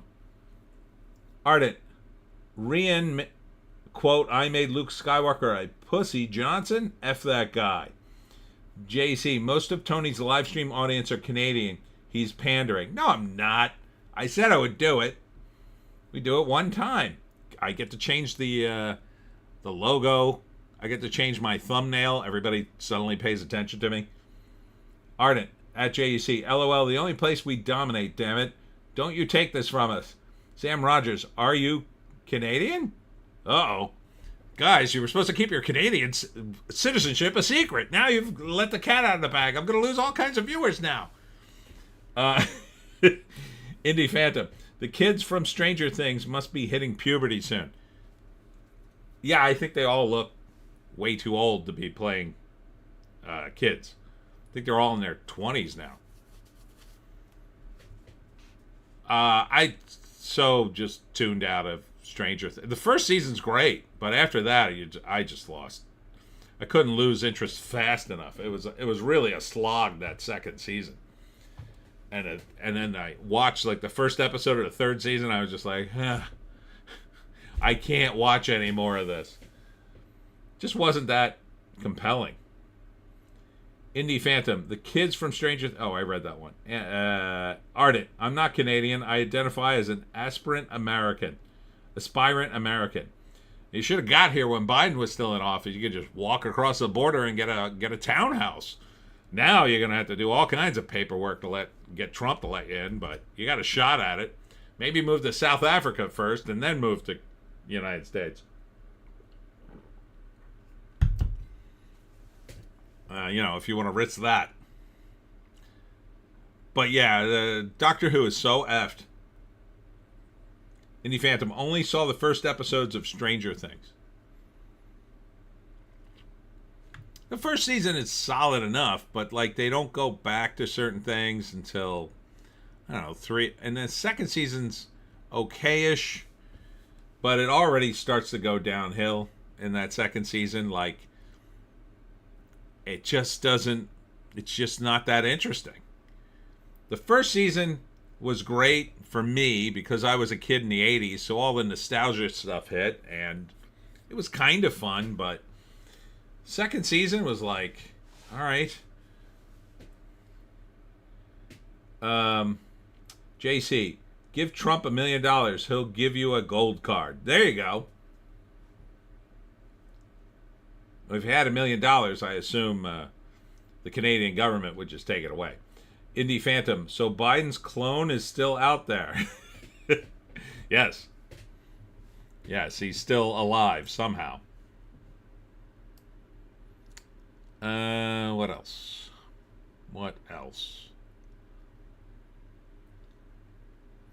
Ryan Coogler says he's never considered making a Sinners sequel, wanted to get away from franchise films. I wanted to be a holistic and finished thing. I respect that. I hope he sticks to that. I mean, Hollywood could keep throwing money at him until he says yes. I didn't see Sinners yet, and I really want to see it. It's time to get away from franchises as much as I like them. I like franchises when a franchise is good, but God, now they just want to franchise everything for no damn reason. Ardent, LOL, I already know how to swear in Afrikaans. Might be an option. John Hamm on consuming so many fake cigarettes and onion water vodkas for Mad Men. Oh, the breath was lovely. I guess now we're talking about that. Sam Rogers, Trump keeps talking about Canada becoming the 51st state. Yeah, it's not going to happen for a number of reasons, but the main reason is it's just a leverage. It's just a talking point for him to get the Canadians to pay us a bunch of money so we'll protect you with our Golden Dome if we even build it. But I don't think that's really going to do much of anything for you guys. Because number one, I don't know when that thing's going to get built. I mean, they might start building it while he's president, but finishing it, that's a whole new story. He's talking billions of dollars that Canada doesn't have. And the downside of it would be if Canada decided, okay, no, we're not going to become the 51st state, but we will pay you for the Golden Dome. How much money you need? And then they just tax the hell out of you and give it to us. But I can't stop that. I wouldn't recommend it, but Ardent, territory is better choice for all involved, Sam. Yeah, that would be the first process of becoming a state, would be to become a territory. But first, you would have to leave the Commonwealth, and that's probably not ever going to happen. You'd be asking your leaders to give up their power. I don't think they're going to do that until your country collapses. If your country collapses, oh, then they'll just be like, help us. Sam Rogers, please invade Australia. China's going to invade us soon, and I would prefer it if it was you guys. Well, I don't know. I mean, we're really good at killing people, Sam. I don't think you want us. I mean, the Chinese, I don't know how good they are at it. They lost against the Vietnamese. So, but I don't know. I don't think they're going to invade you. I think they've already infiltrated your government pretty thoroughly in Australia. So I think they're going to just keep boiling the frog when it comes to Australia. We just cut a deal with you guys to give you a bunch of subs. We're selling you a huge amount of submarine technology, which I assume you're then, some of your government is then stealing and handing it to China, but we'll see. JC, he knows how to push our buttons to get us to act emotional, and he could take advantage. Yeah, that's exactly the plan. Indie Phantom, a partially complete dome will look odd. It ain't going to be completed anytime soon. What you're going to get probably is, by the time he leaves the office, they'll have like a partial, they'll have some of it built, maybe to protect some place like New York or some other big city like that along the coast. But we'll see. Ardent, taxing us to pay the U.S. would be preferable to funneling our money to the Ukraine. Well, we might get World War III on that front because the Ukrainians just bombed the F out of the Russians, and they did some damage this time. Now, previously, the Ukrainians did some amount of damage, but not like they did this time. This time, they got so far inland in Russia, they hit a military base full of the equivalent of their B-2 bombers, and they blew up a bunch of them. So Putin's got to be pissed because he needed those planes. And so there ain't going to be a peace negotiation anytime soon, unfortunately. He's going to... I would be surprised if things don't escalate from here on in. JC, you lost against the Vietnamese too. True. Technically. But we also left. We also left. But yes, we didn't win. Definitely didn't win. But we also left. The Chinese, though, invaded, which is a little different. We didn't really invade. We were there to prop up, like, the South Vietnamese government. And, yeah, we lost that. The Chinese were there to take it over. They lost. Ardent, big bald spot over Ottawa. Sam Rogers, we won't get those submarines to 2035 or something. Oh. Well, you'll be paying for them, I'll tell you that. JC, you might have some installations to protect major cities and army installations. Yeah, like I expect them to put a Golden Dome like at the southern border. If the cartels start, bombing us. But that might be an excuse to just go in there and take over the whole friggin' country at that point. Ardent, UKR also bombed a passenger train on a bridge after waiting for it. Dirty. Yeah, it's not good. It could spark World War III again. But we'll see.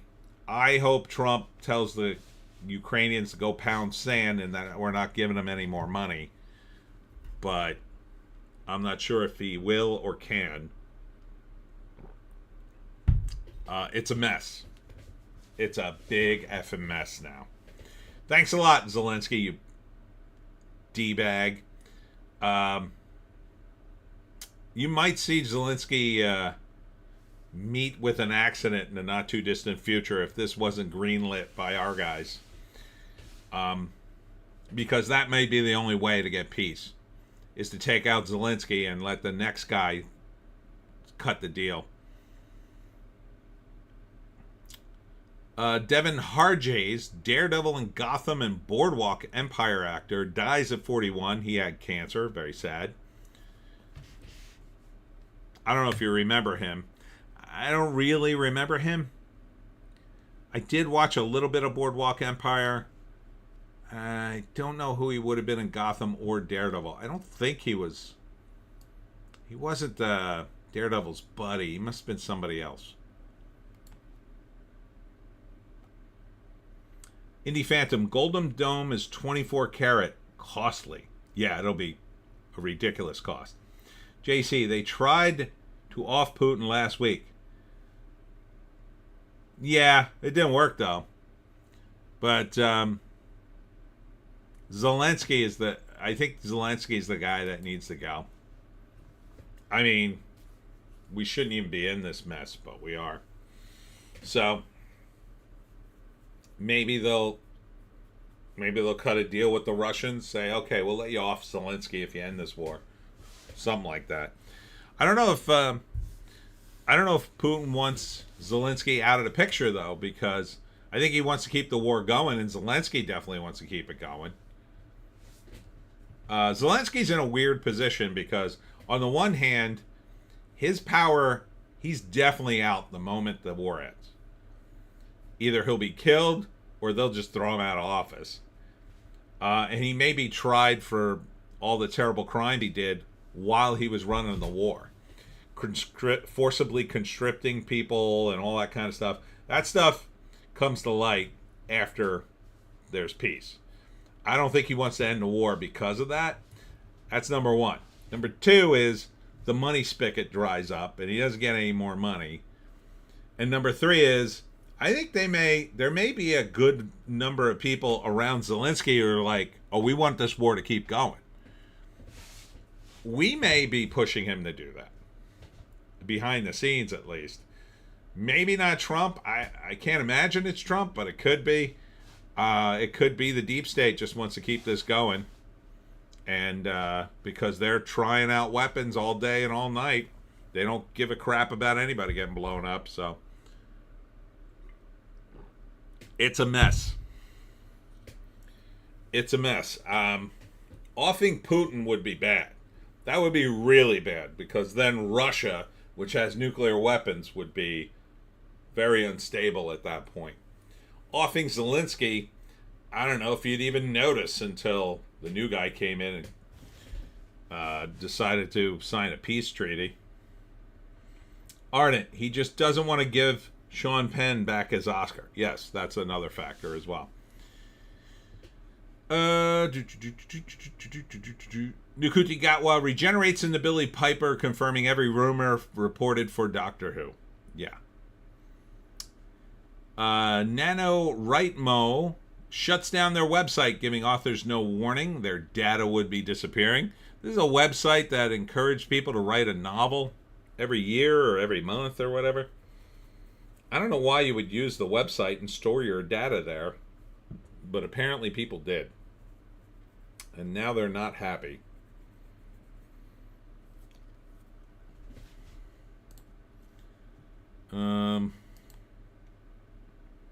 Thunderbolts losing over $100 million.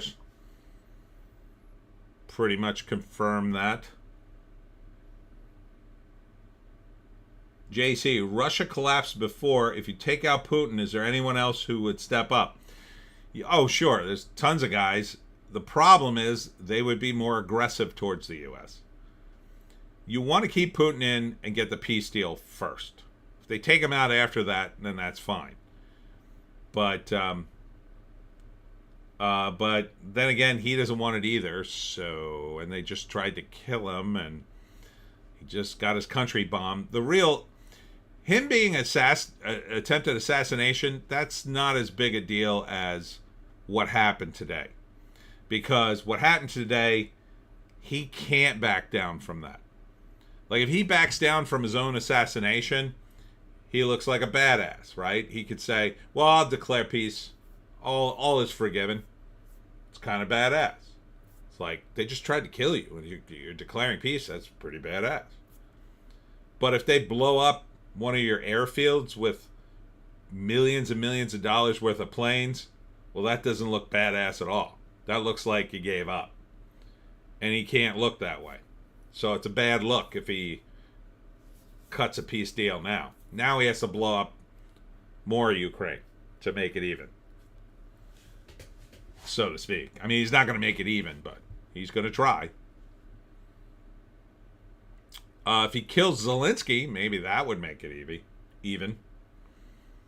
But yeah, Thunderbolts flopped. The Dresden Files may be getting a second chance at television adaptation. So if you're a fan of that. Indie Phantom, Fantastic Four should be a loser too, based on rumors. Oh yeah, that looks like total ass. Total ass. So the new rumor, Doomcock has a couple of videos on this. The new rumor is there's a scene, like, it's not Reed Richards versus Doctor Doom. It's Sue Storm versus Doctor Doom. Sue leads the team. It's very clear, according to the rumor, that Sue is the leader and bosses everybody around. And that she has the back and forth with Doctor Doom, not Reed. So already the movie's effed. I mean, it's completely effed. There's also a scene, apparently, in which towards the end of the film, Sue is in her apartment or whatever, and she goes in to check on Franklin, and Doom is there.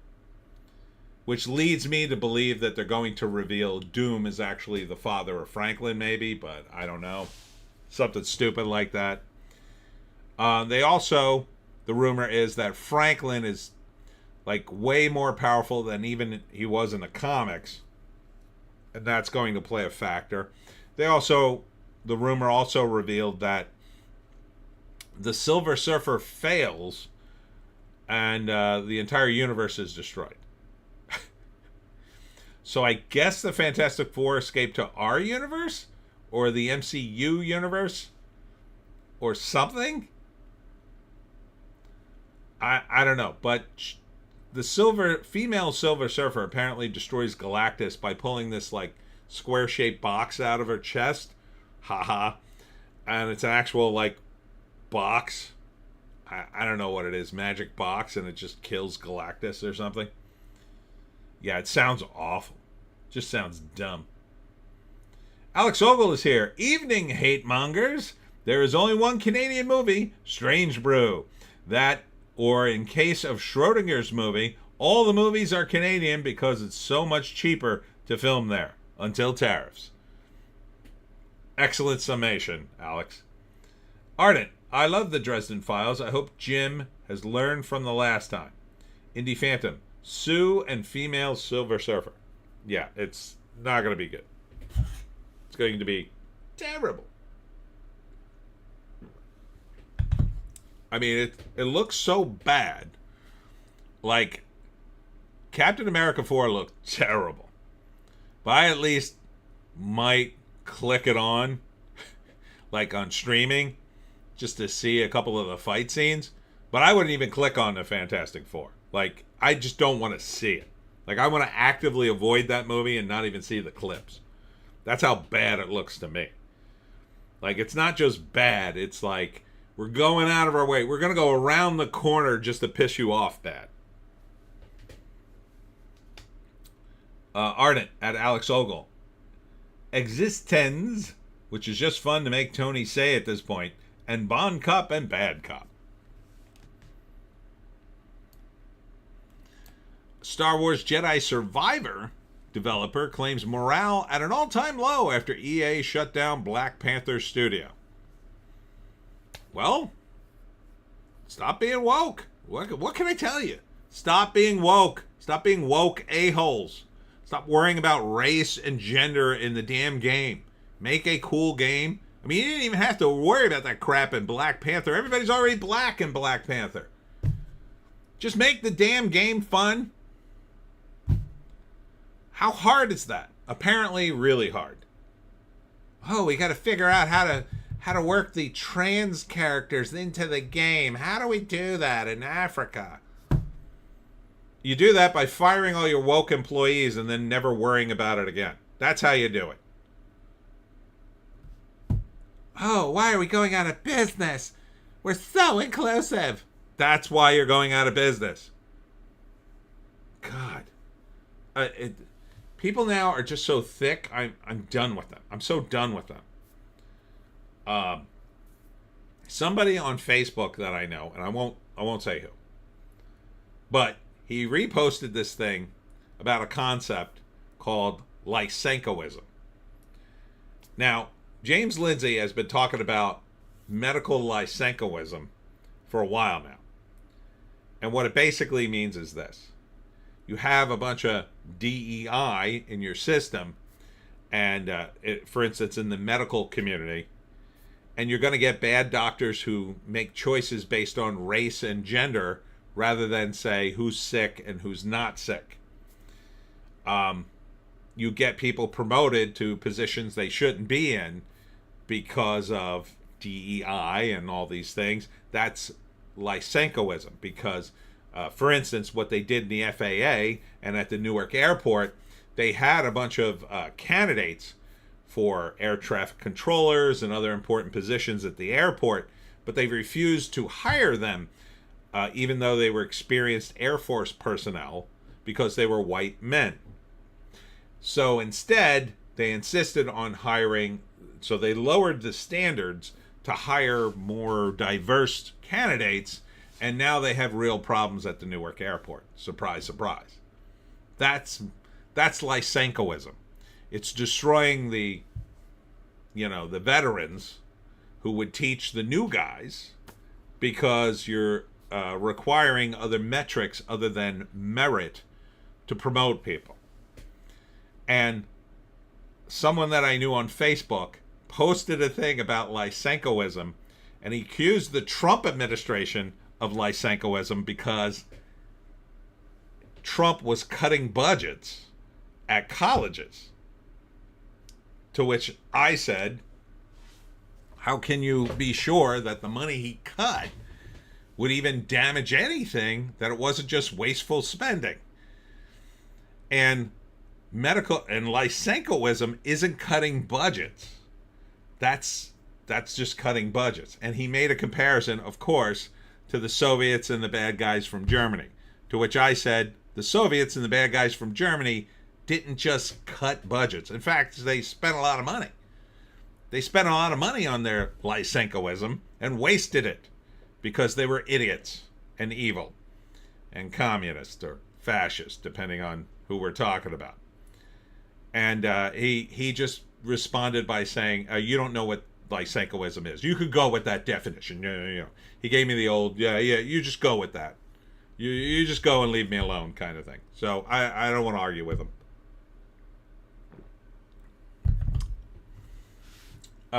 Anyhow. Ardent. LOL, Lysenkoism is one of the truly hilarious policies of Stalin's USSR. It's dark humor, but still funny. Alex, actually I like the big news from Grand River, but that's because I have a thing for Meredith McNeil. And I'd claim real time as Canadian just because of Jay Barchul's performance. Ardent, wait, this sounds like James Lindsay doesn't understand Lysenkoism. Not surprised, he doesn't seem to get it when he's mocked for being wrong in any case. Lysenkoism is the idea that nature is communist, that the plants will work together if planted in the same place. No, James is very aware of what Lysenkoism means. I mean, he's been talking about it for a long time. It wasn't James who I was talking about. It was somebody you don't know on Facebook.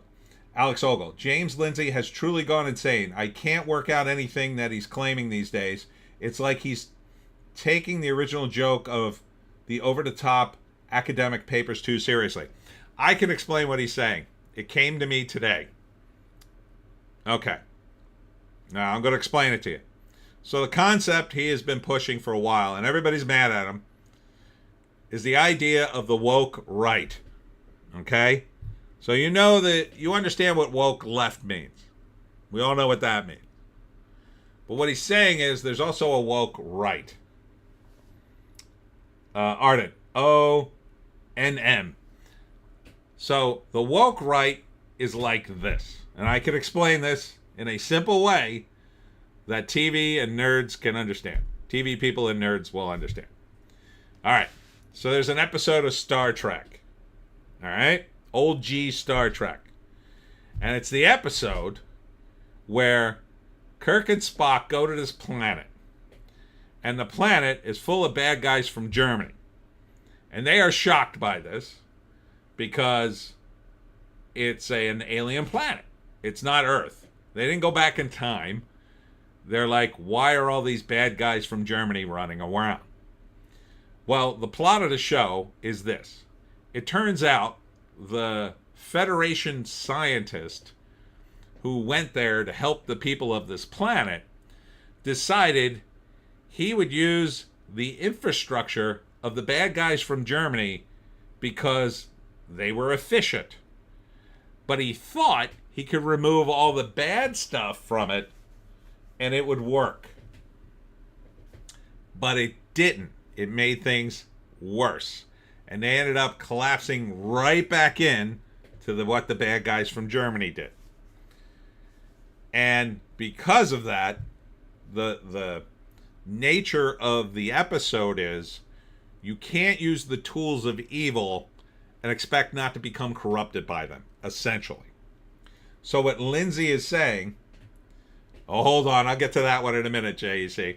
So what Lindsay is saying is you cannot use the tools of Marxism to go after your opponents using critical theory without corrupting yourself at the same time. And that's what he sees the woke right doing. He sees them using critical theory, but from a right perspective, from a Christian nationalist perspective. So it's similar to what the character on Star Trek did on this planet. He thought he could use the trappings of the bad guys from Germany because they were efficient. But what they were doing was inherently, essentially evil, because you couldn't use one without the other, and it corrupted everything. So don't use Marxism, kids, not even once. Okay, on to the next big thing. JC says, you hear about Glenn Greenwald. I did hear about Glenn Greenwald, and I'm kind of shocked. But, you know, people are weird. A lot of people are defending him, to which I say, why are you doing this? Why are you doing this? Why? First off, supposedly he's a married guy, or he was. His husband's dead, I think.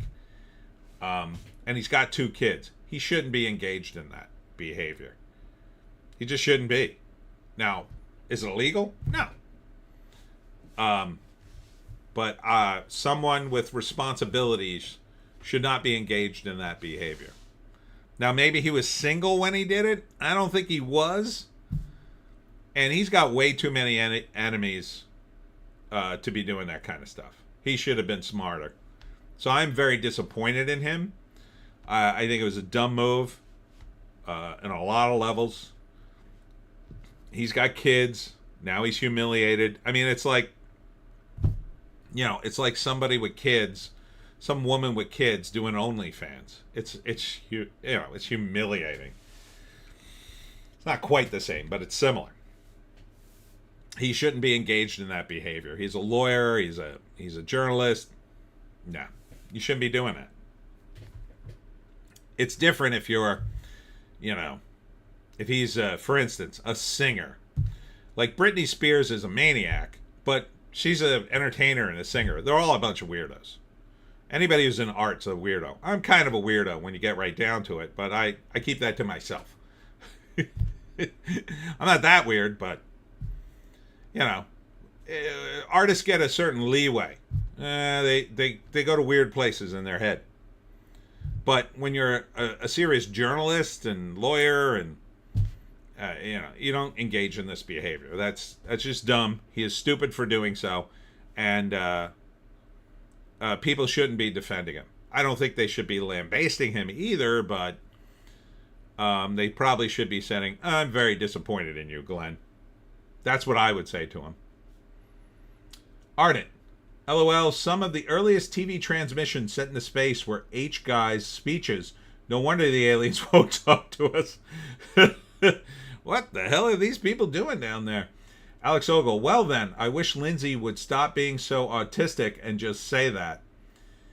He does, but he is an academic, and he has kind of said it. It's just sort of complicated. And the guys he's getting attacked, keep in mind. And he's kind of a one-man show, so... the part of the problem, too, is X is getting very spicy again. And Elon seems to be doing nothing about it. It's getting bad.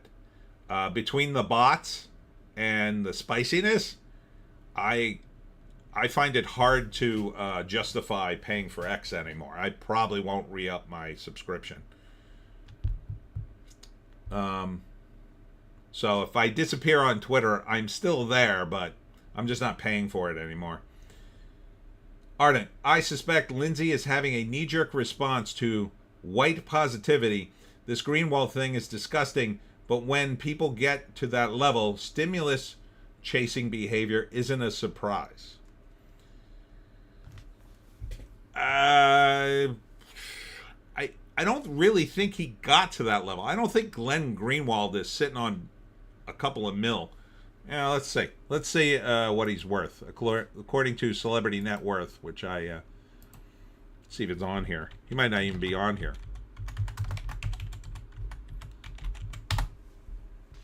Yeah, he's not even on here. He's not even a celebrity.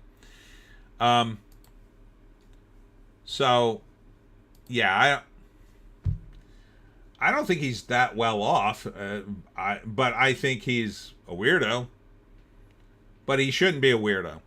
If people want to take him seriously, I kind of can't take him as seriously now. If he does a story tomorrow about, I don't know, he lives in Brazil, like, oh, there's a big thing going on in Brazil, and something about gay people being persecuted, I'm going to be like, all right. It's going to undermine his credibility as a journalist in that area, I would say.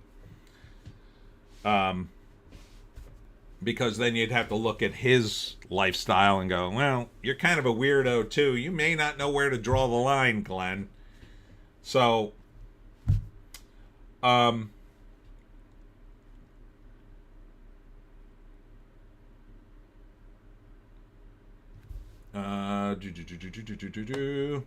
yeah, but going back to white positivity, it's not a really good term.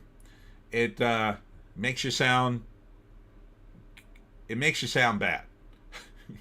I know that's not the intent, but it sounds bad. You know. And look, it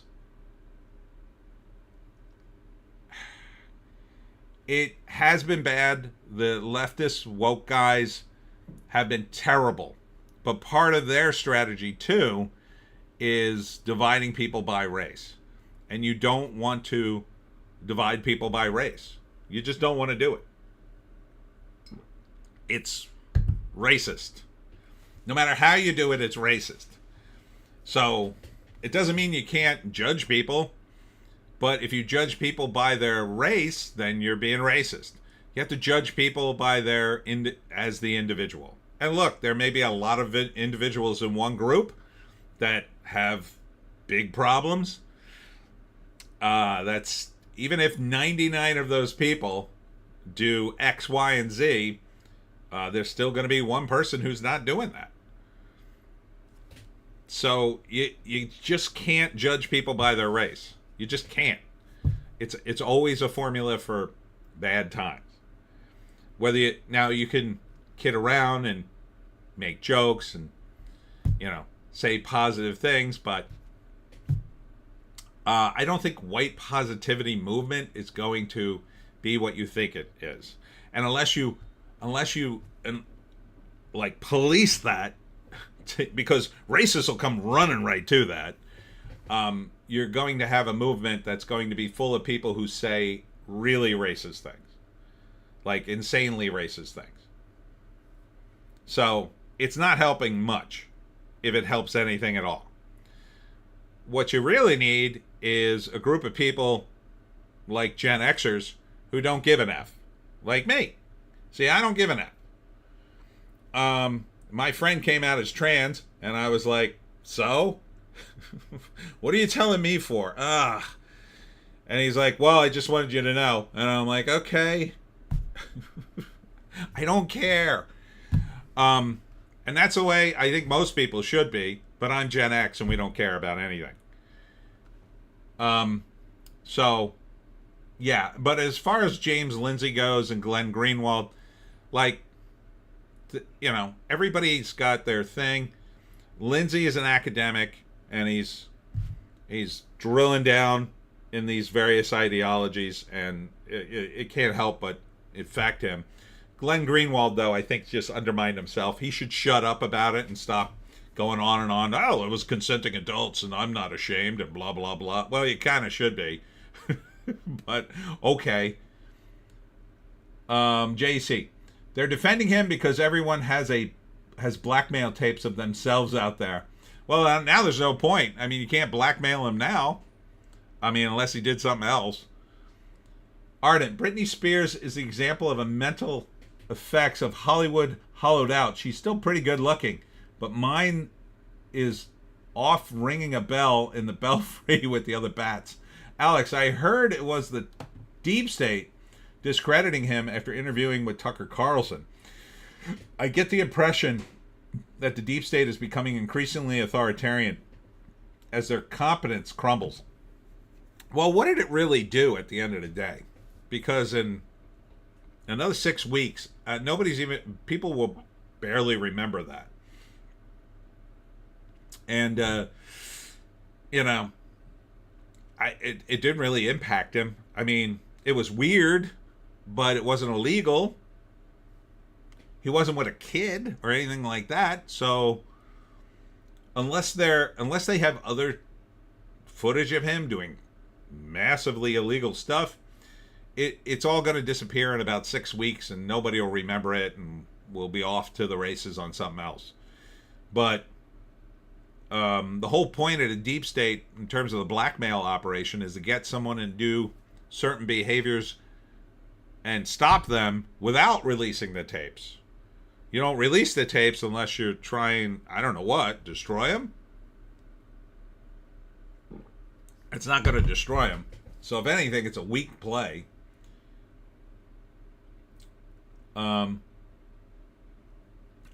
the X algorithm is beginning to create echo chambers again too. Yeah, I've noticed that. Not necessarily monetary, but public consciousness and prominence.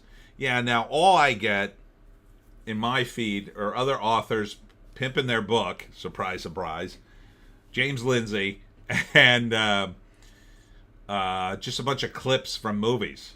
And I got to stop clicking on them because it won't go away otherwise.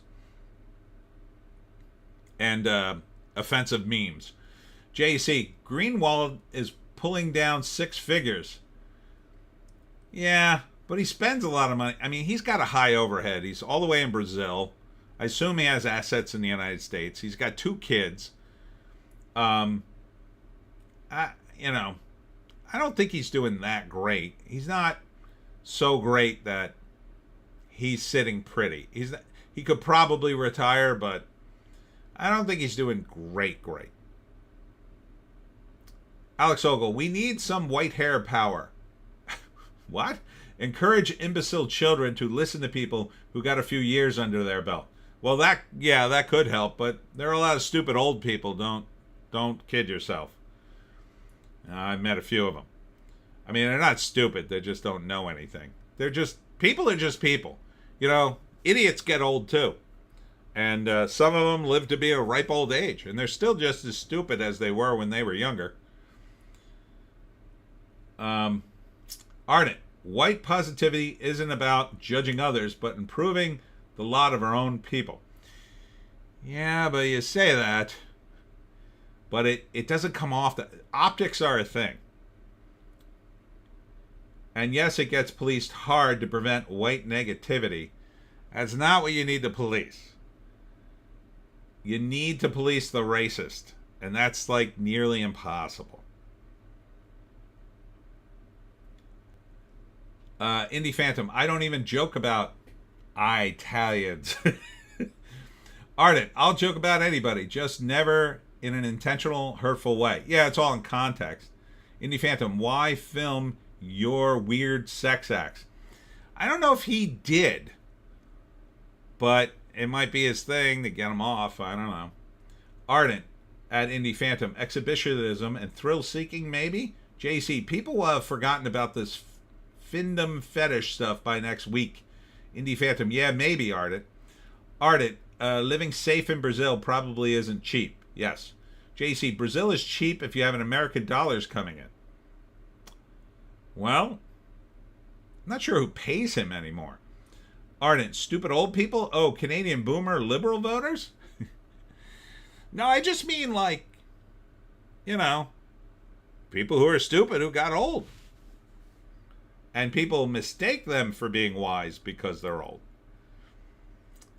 This was another story. Plagiarism allegations shake D&D Greyhawks community.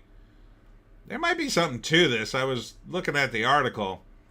Looks like a little cutting and paste going on. I don't know. But seems like very low stakes. Don't know if there's any money involved. But here's some good news. Clint Eastwood criticizes Hollywood for lack of originality. Reveals he's working on a new film. Huzzah. Working on a new film at 95. You gotta love it. He's not a stupid old person. The Winds of Winter was finished before season 6 of the TV show version of Game of Thrones.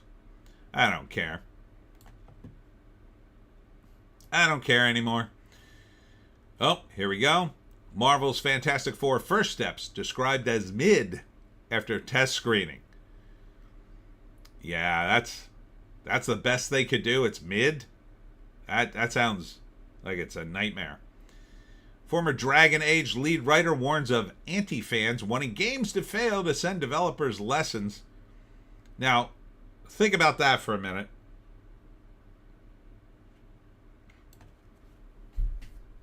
JC, Greenwald probably has a Patreon or something?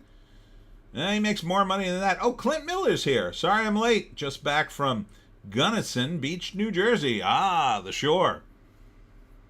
I don't know where Gunnison is. Is that down the shore? Well, I mean, it's all the shore if you're at a beach. Ardent, Clint is pretty based. Nobody cares, George. Indie Phantom, love Eastwood. Keep going. Alex, politics everywhere due to reform. I propose a new party founded on the principle of putting pineapple on all pizza. How dare you? Where it belongs. Rise up, ye chefs. You shall have nothing to lose but your pizza chains. And all your customers who are Italian. Ardent. Hello, Clint. JC. When a guy who played the same character in every movie for 40 years tells you lack originality. Nah, come on. Ardent, at Alex Ogle, off to the gulag with ye. Clint Miller, it's a nude beach, Tony. It is? I don't want to go there. I'll get sunburned in places I don't want to be sunburned. So this guy, the lead writer of Dragon Age. Remember that? The Veil Guard was super woke game. Super woke. Bunch of crazy looking characters with horns and animal features having sex with each other. Something like that. So he's upset that the fans are trying to send a message to the developers. Him, the guys who are all about the DEI message are mad that fans are trying to send them a message. Can you imagine? Can you imagine being this tone deaf? I can't. Ardent, the people you wish would go to a new beach never do. Yeah. Was there anything? I don't know. Aren't you worried though about things swimming around your genitals while you're swimming in the water there? I wouldn't like that. At least the bathing suit. If something bites me, it'll bite the bathing suit first. The bathing suit might give me a little protection. Not that there's anything much alive in the Jersey Shore waters anymore. I won't go into the ocean here anymore, by the way. I used to when I was a kid. Now I won't go because I was traumatized back in, I guess it was the late 80s when all the medical waste started washing up on the beach. And I found out the sewer pumps into the ocean. I mean, it's out there pumping into the ocean, but it's rolling back on us. I know it. And then I went to Florida once, long time ago, and I noticed something. The ocean was clear, and I could see my feet. I can't see my feet in a Jersey beach. It's filthy. The water's gross. It's solid green. And you look down and you see nothing. You go to Florida, you see everything. You look down in New Jersey, it's nothing. It's green. It's like swimming in muck. Ardent, the people you wish... Oh, I read that one. Ardent, LOL, baiting dogfish? Clint Miller, it was too cold to get into the water. My girlfriend got in and got right out. Well, at least someone got wet.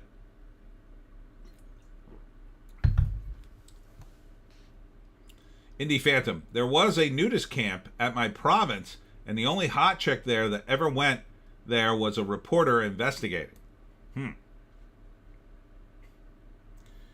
Rumor, Nintendo and Sony eye male actor to play Princess Zelda in the Legend of Zelda film. So this is Hunter Schafer, trans woman, who, for a trans woman, looks pretty female, I have to say, but still, Nintendo, what are you doing? Alex Ogle, at a Canadian nudist beach, I'd be more concerned about certain new arrivals taking a dump in the sand. Oof. Not only that, it's so cold up in Canada. Freeze your junk off. Ardent at Alex Ogle, LOL, them and the damn geese. Yeah, so I don't think it's a good idea to hire a man to play a woman in Zelda. I just don't. And Keanu Reeves reportedly not happy with the scripts for a Constantine sequel. Indie Phantom, Pedro Pascal I thought was playing Zelda. Well, I'm sure he wouldn't turn it down. He doesn't turn down anything these days. I think he won't be getting too many offers after Fantastic Four, though. I think that'll be the end of him. At Hollywood Reporter, hold on a sec. Slamming up. Alex Ogle at Indie Phantom, too feminine. JC, they updated it. They're not playing Zelda. They're playing some random goofy character. Oh, weird.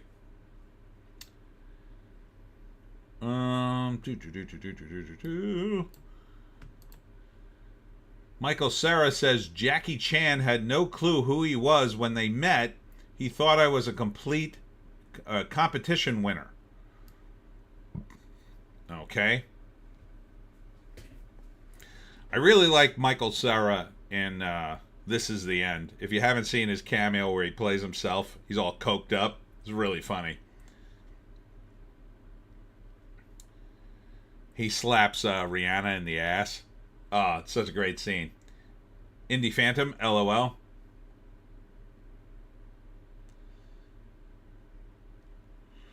Yeah, not much going on. Hollywood Reporter. Tim Miller hopes to direct an X-Men movie. It's Marvel's secret weapon. Well, it was until Disney woke up everything. I don't know what it is now. I don't know what version of the X-Men you're gonna do, quite frankly. I just don't know. Oh, and there's something dropped today, a bunch of AI footage, and it looks like behind the scene footage of Doomsday, but it's all fake. It looked real as hell though. Oh my god. Sorry, my allergies are killing me. Sam Witwer promises Darth Maul's Shadow Lord series will not portray him as a villain as misunderstood. Instead, have him ask, if I'm the Joker and Batman's dead, what does that feel like? What the hell is he talking about? Does anybody understand what the hell he's even talking about? It's not inviting me to read this, whatever the hell it is. JC, he's in the new Wes Anderson movie. He looks good in it, actually. Yeah, he does look good in that. He's playing like a nerdy guy. That's more his speed. Ardent, didn't Tim Miller do the first Deadpool movie? Yep. Yeah, I think he might be good for it, but I don't know. I don't know. Deadline. Holy cow. I can't believe how badly I'm phlegming up right now. What time is it? It's only 9 o'clock.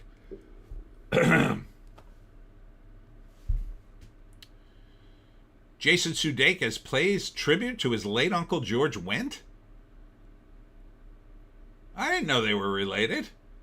Huh. Okay. That's a shame. George Wendt died. If you didn't know. He was Norm on Cheers.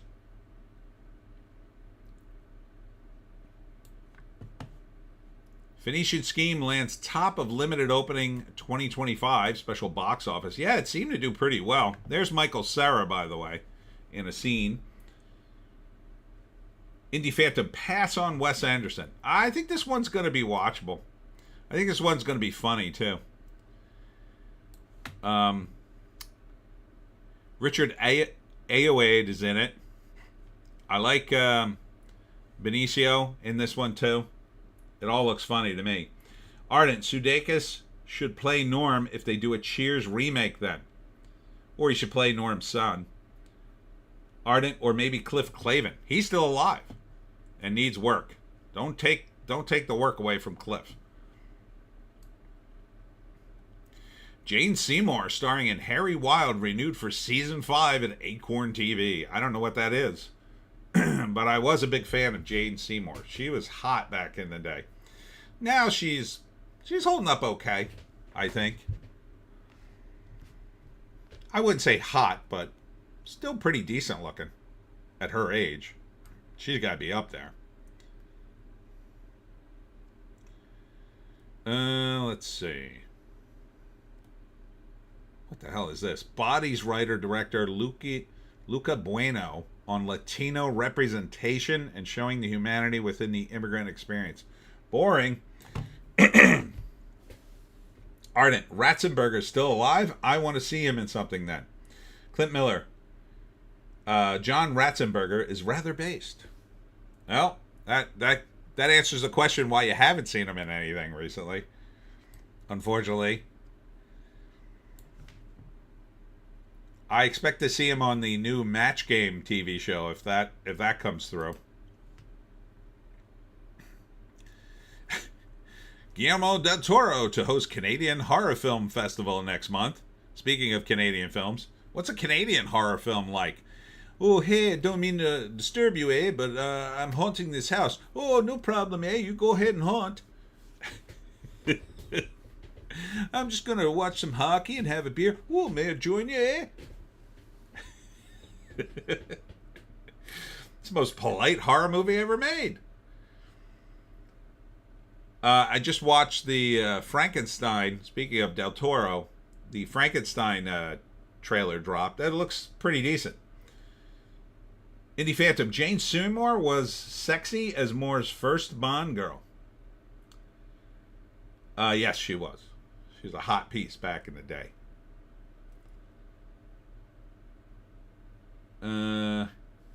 Here's a leaked image of the MCU's Franklin Richards. I believe this is a toy shot. Yeah. So that's Franklin, if you care. So there he is. So what? They're gonna do Power Pack the movie. I bet it's in development. I bet it's in development. Power Pack. Alex Ogle. Del Toro is a vile communist. I'll steer clear of anything with him associated. It's sad to hear.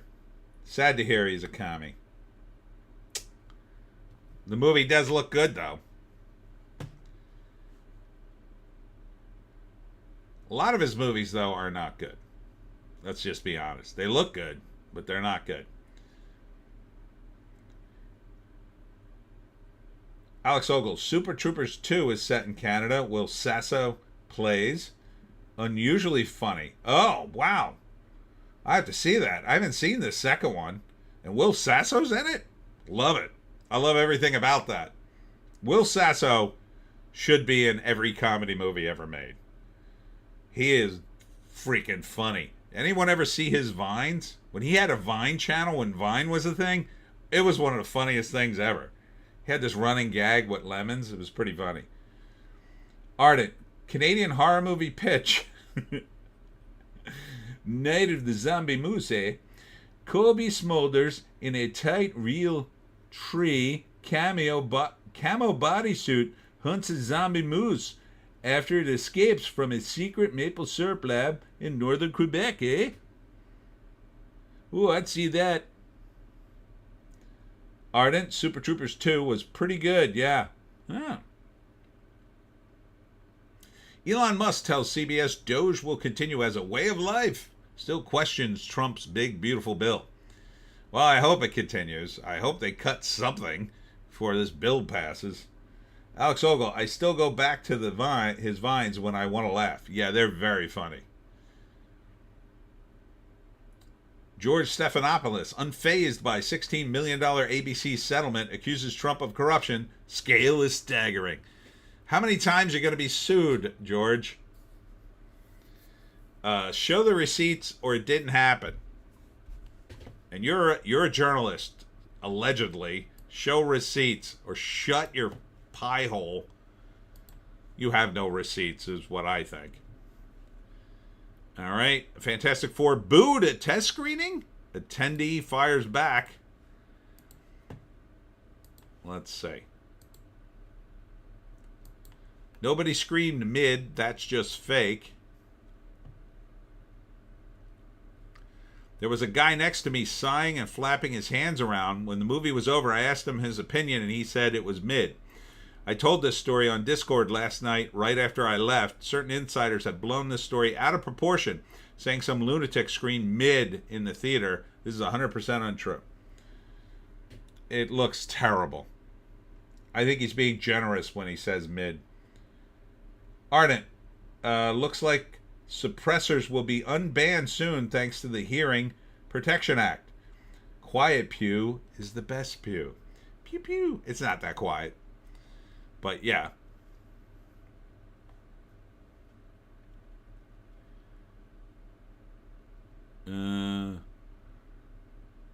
Bigger problem, no character growth. Lack of character development is a serious concern for the film. The characters go through no growth. Oof. That sounds bad. That sounds real bad. But I ain't gonna go say it. Can't even shave off the damn mustache. Feige says this time they'll get it right. Fantastic Four teases superpowered kids. Well, Power Pack's in development. Deadpool director wants to reboot X-Men. James Gunn responds to Superman versus Fantastic Four fan war. Superman wins that, I say. Fantastic Four should not go up against Superman, but it kind of is. I think it comes out a week apart. Superman's the 25th. I think Fantastic Four is before that. I don't think Fantastic Four does well. If anything, I think the Fantastic Four hurts Superman. But people may ignore it because they know Superman. A lot of people just don't know who the Fantastic Four are. They've kind of heard of him. They made a big mistake in Fantastic Four. I mean, a bunch of them. But one of the big mistakes is covering up the Thing. Because the Thing is probably the most iconic member of the Fantastic Four because of his looks and his orange, rocky body. And they cover him in a uniform. I think that was a dumb move. At least for the trailer. Ardent, depends on if Wokey writes the fight. Yeah. Superman would win hands down. Come on. First look at DC's dynamic duo in leaked concept art. It's a dynamic duo animated movie. Okay. Seen a million cartoon movies of Batman. Just go ahead and make it. Netflix releases 6 minutes of Wednesday Season 2, confirms Lady Gaga. So don't care. Here's Stranger Things. Season 5 still, don't care. Netflix drops new Happy Gilmore 2 trailer ahead of July 25th release. If anything would have undermined Superman, it might be this, but the first trailer didn't look funny at all. The second trailer looks funnier. Eric Andre's in it, who can be funny. He's a nut. He's a maniac, Eric Andre. The funniest thing about Eric Andre was he was dating this model for about 2 weeks. I forget her name. Oh, no, it was Emily Ratajkowski, that hot model.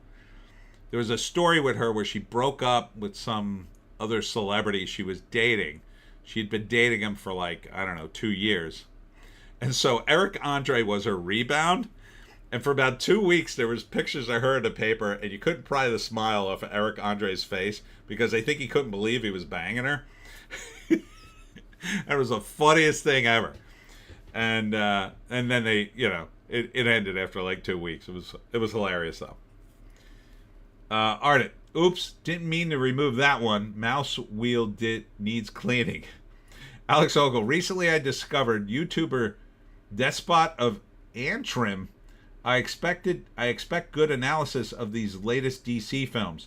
I can't wait for him to wrap up his latest series of Doctor Who now that Gatwa is out. Alex Ogle, shame Billie Piper is not her previous hot self. She should sing her hit Because We Want To while strutting around in the TARDIS. They just need to close that franchise and pretend like the last 2 Doctors didn't exist. But the Happy Gilmore, it looks like a lot of nostalgia. But I'll say that the second trailer was funnier because they show you apparently Happy had a bunch of kids and they're all like him and they all get mad at stuff and punch things, which is kind of a funny bit, but it's not looking like a funny laugh out loud movie like it should be.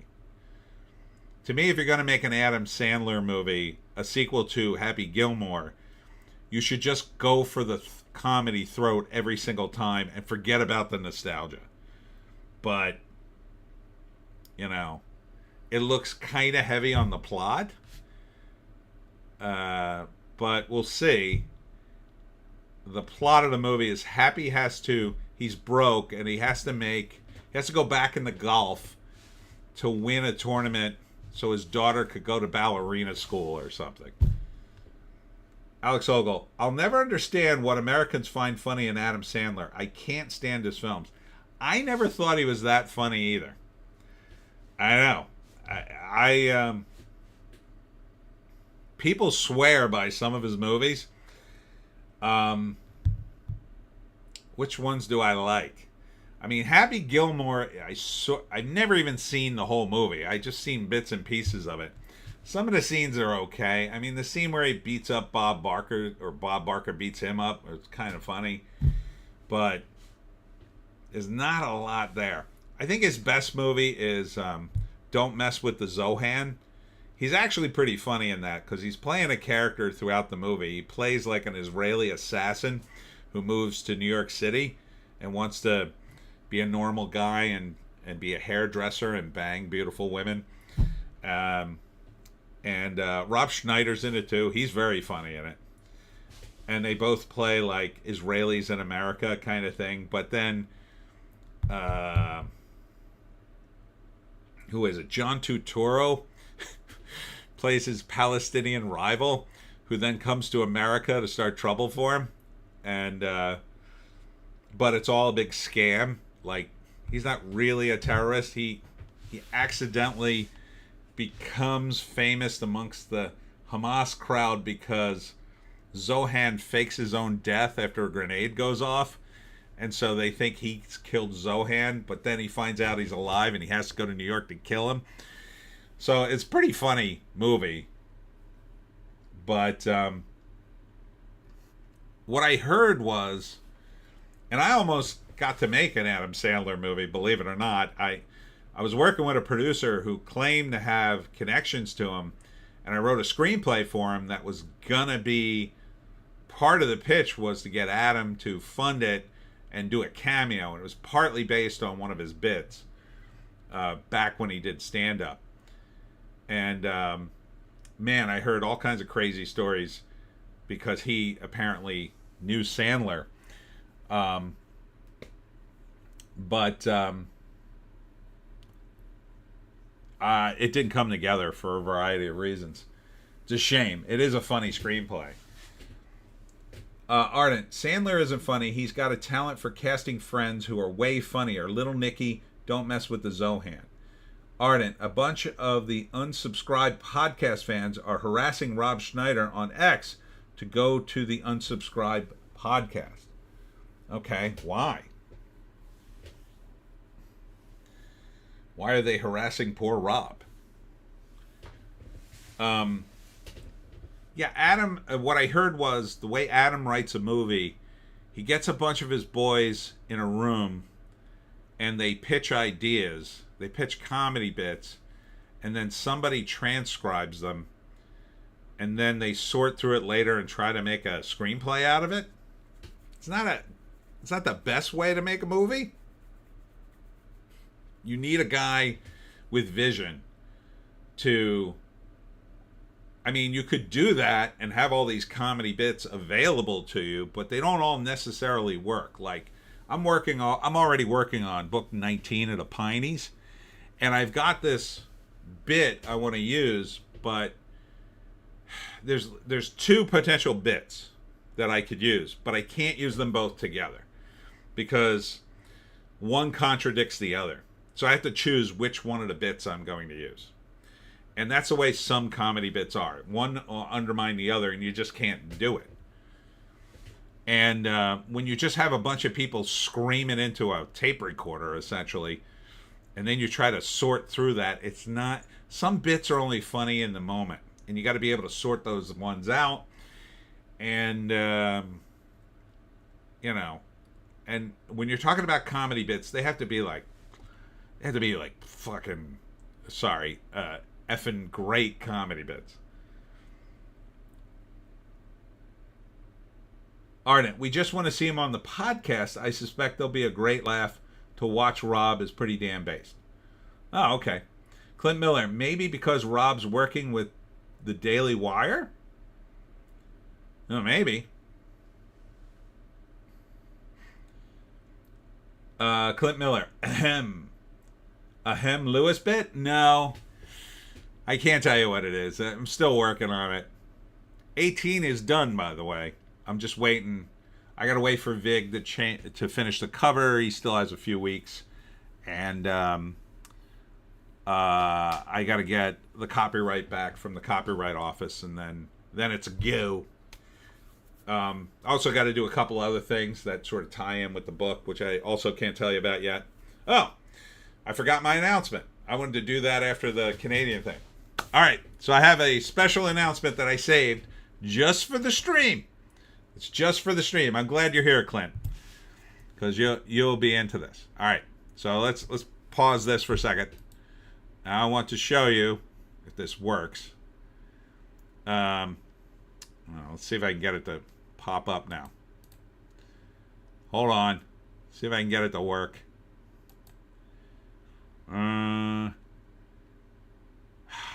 Okay, this is my new store. If I can get it to pop up. Oh, wait, here it is. Okay. So I'm working on a new store, t-shirt store, for the Pineys. So finally, a new t-shirt store. So the store is public, but you can only have access to it with a password. All right? Because I'm still working on it. But if you want to order something, I've got 3 shirts so far, and I just ordered them because I want to check out the quality of the shirts. I'm not sure. I've never used this site before, but a lot of people are using it, so somebody turned me on to it. I'm not quite done the design. I'm still working on things. Alex Ogle, stop boomering your special announcement, Tony. I've been looking at Fourth Wall for a store on my merch. Is it a pain to sort out? It was a little confusing at first, but I got the shirts up on the site. So,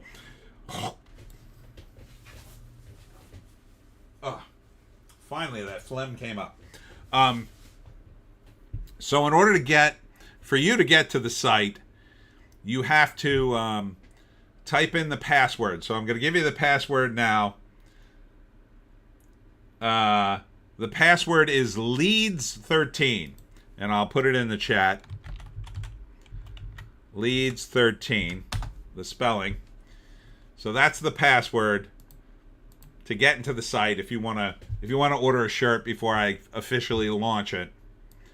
So, but I'm kind of waiting for the shirts to come, and I'm kind of playing with the site. I think I got it all set, but I have 3 shirts with the book covers on them.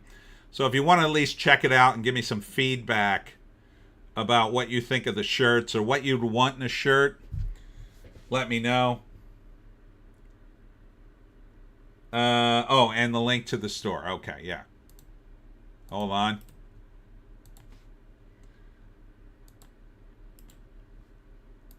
There you go. There we go. All right, we're all linked up now.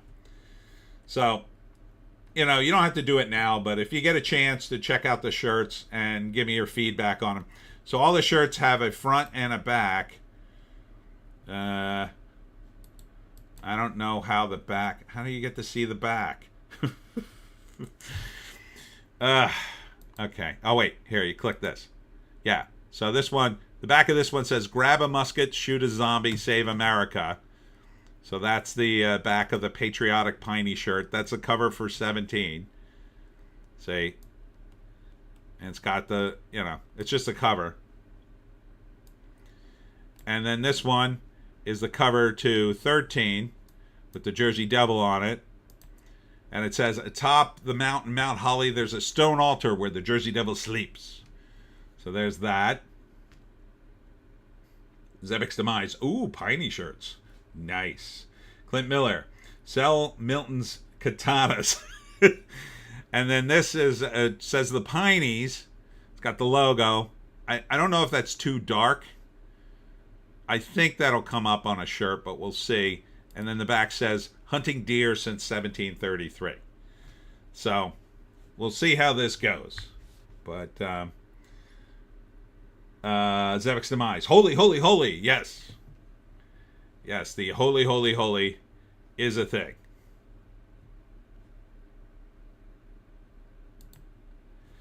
And that's on the shirt. See, it says holy, holy, holy right there. So, yep, I wanted to do that announcement before I forgot. All right, back to what I was doing. Back to complaining about Adam Sandler. There we go. Ardent, I like the last one. We'll probably grab one when I have some cash. Thank you. I hope the quality. I haven't, like I said, I haven't checked out the quality, but I ordered some. A lot of people use this site, so I assume the quality's decent. So we'll see. I ordered one. I had another shirt, which I'll eventually move over here. Just says Piney Power, and I ordered one and I wore it, but I quickly washed away the image, so the shirt's practically blank now. Anyhow, Adam Sandler, yeah, I don't get him either, but he's sort of, to me, he's sort of the Rob Liefeld of movies. He's made a lot of movies and they're not great, but he's made a lot of money, and he's not a bad guy. I'm not knocking him, but I don't get it. I don't get him. And after seeing the lost classic Dirty Work with Norm Macdonald and Artie Lang, I don't understand how Norm Macdonald didn't make a million movies. Ardent, if I recall correctly, the shirts are Gildan brand. That's pretty good quality. Oh, okay. So I'm hoping the shirts are nice, because then I'll be wearing them on the show, and then hopefully people wear them and I sell more books. What else? Guillermo del Toro's Frankenstein trailer drops. Again, it looked pretty good. You got Netflix One Piece season 2. I watched the first episode of the first season. It's really good. I haven't watched it anymore, but we got Knives Out 3's coming out. I hate that. Ryan Johnson. Netflix, Squid Game Season 3. I'm surprised they did a Season 3 of this. Zevek's Demise. It all depends on the print, to be honest. Yeah. Mark Hamill's done with Star Wars. Oh, well, it's ruined now anyway. Like, thanks, I guess, for nothing. Won't return as Luke Skywalker. You mean they won't pay you to come back as Luke Skywalker? I'm guessing. But okay, I mean, you got your money. Talk about a guy who should be worth some money. Let's see what Mark Hamill's worth. Place your bets. I'm going to say 200 million. Mark Hamill's net worth 20 million. I would have thought it was going to be a lot more than that. I mean, I get it. He only did Star Wars and, you know, voice acting, but still, you'd think he would be worth more than that. All right, moving on. Pride Decor returns at all 4 Walt Disney World parks as company prepares to build Abu Dhabi Disneyland, which will not do Pride Week because it's in Abu Dhabi.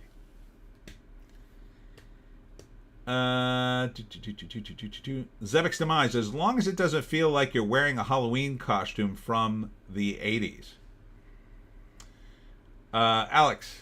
Haha, Hamill won't return as Skywalker now that Disney has killed off all the characters and will use AI if they want the young version again. Yeah, that could be a thing too. I mean, especially after he dies. See, I'm telling you, the 1980 movie Looker with Albert Finney predicted all of this. Not quite the technology, but pretty damn close. And they're going to start killing the actors. I mean, you don't really have to. What you have to do is have footage of the actor that the AI can use, and then just buy the rights. That's it. Just buy the rights. So you go to some no-name, some beautiful girl. You find some. You can go to any place in the world and find beautiful women, right? You go to some third world country, find the most beautiful girl there, say, hey, excuse me, in your language, I'm an American, and I'll pay you $2,000 American for your image and your voice. And you film her, potentially naked, she's 18 or older, and then you say, okay, here's your money, thank you, and then you never pay her another dime again. That's what Hollywood's going to do, if they even bother to do that. And then they'll make her a star, but she'll be living in some third world country. You'd never know who she was. Zebek's Demise. I haven't seen it, but I guess I should go watch it. Alex Ogle. Abu Dhabi Disneyland? Minnie Mouse in a hijab and Goofy being stoned daily. Muslims hate dogs. Zebek's Demise. LOL. Yeah, I wonder what they'll do with Goofy. That's weird, too. Will Goofy even be in the mix? They don't care. It's all about money. They'll get rid of Goofy. Oh, yeah, he's just not in there. God, Disney World, Abu Dhabi. Meanwhile, like, our Disneyland and Disney World couldn't be more gay. Oh, you want straight Disney World? Hey, you got to go to Abu Dhabi. Yeah. So for some reason in June, no one comes to the Disneyland in America. They all go to Abu Dhabi for some reason. I wouldn't give you 10 cents for a free trip to Disneyland. Not anymore. It used to be cool. Back in the day, it was fun. My family went in the 80s when it was still Disney World. When Disney was still an American company. Now I don't know what it is, in my opinion. Former WWE superstar Hornswoggle unleashes on Peter Dinklage for costing little people roles in Disney's Snow White. Yeah, I mean, he could have been a really terrible movie and you ruined it. I think that's water under the bridge at this point. Deadline approaches Paramount Skydance merger as... Oh, deadline approaches for Paramount Skydance merger as Trump holds all the cards. I wish this would happen because, again, I bought 2 shares of Paramount right before the deal, figuring, oh, I'll make a quick 20, 30, 40 bucks maybe when the company gets bought, because that's usually when the stock goes way up and you sell it. But it's been going up and down and up and down, and the damn merger isn't happening. Or they might just buy me out entirely because Paramount won't exist, and I'll just get some money. And I've been waiting and waiting and waiting. I should have bought more stock, but geez, I didn't think it would go on this long. Ardent, the Hornswoggle story is older, isn't it? I'm sure I've heard that before. It says June 1st. I guess he's complaining again. And it looks like Disney will have another bomb on their hands. Elio is tracking disastrous opening box office projection as Pixar faces one of its worst debuts ever. And I saw the trailer for this. It doesn't look great. It looks very... I mean, it doesn't feel like a Pixar film. I thought it was a DreamWorks thing. When I was watching it, I was like, is this Pixar? I don't think it is. It's just... It's about a kid, and he wants aliens to visit him, and then they kidnap him and make him ambassador to Earth, and then he has to save the Earth. And there's a whole bunch of wacky aliens in it, and it's about being different and being accepted, and it's a coming-of-age story, and blah, blah, blah. You can write the rest. Devik Samais, never a better time to complain than now. Yeah, I mean, the movie's done. All right, let's wrap up at Breitbart. So this happened. 6 people injured by attacker with a makeshift flamethrower at a Colorado mall. Woman burning on the ground. Victims involved in pro-Israel march for hostages held by Hamas. What the friggin' F? He went to a lot of trouble to become the most hated man in America. Holy cow. Israeli UN ambassador condemns attack. This is terrorism. Well, yeah. But Jesus. Fake news. CNN, BBC ran unverified claims Israel killed Palestinians at an aid site. Yeah, that's not helping things.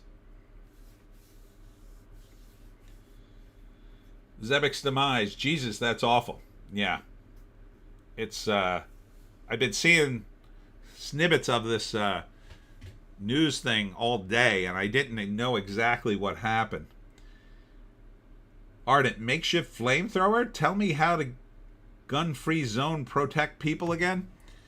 It's Colorado, and very well may be a gun-free zone.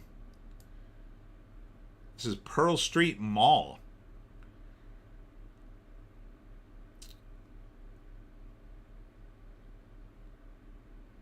Let's see. Witnesses at the scene told CBS Colorado the suspect attacked people with Molotov cocktails who were participating in a walk to remember Israeli hostages who remain in Gaza. Run for Their Lives, which organized the walk, said, "This is not a protest. This is a peaceful walk to show solidarity with the hostages and their families." Jesus. Alex Ogle, Colorado is worse than the celebrations in France, where new arrivals and Palestinian flags celebrated a little too hard. Ardent, Colorado is insane. Abortions for cost cutting, gun control is crazy. Yeah, it's really become the California of the Midwest. Midwest, Southwest, middle of the West, right near the Rockies. I don't know what happened. They are still woke as F. But this, ironically, might change things. Because with this kind of, or they just might get more authoritarian and shut down the malls. But this is horrible. So, Kash Patel is on the case. Well, he's not going to give us the Epstein files, but maybe he'll at least do the job FBI is supposed to do.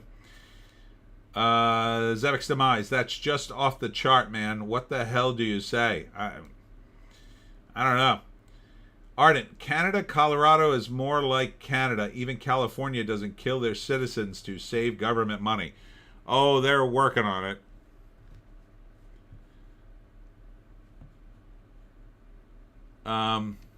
But getting into entertainment,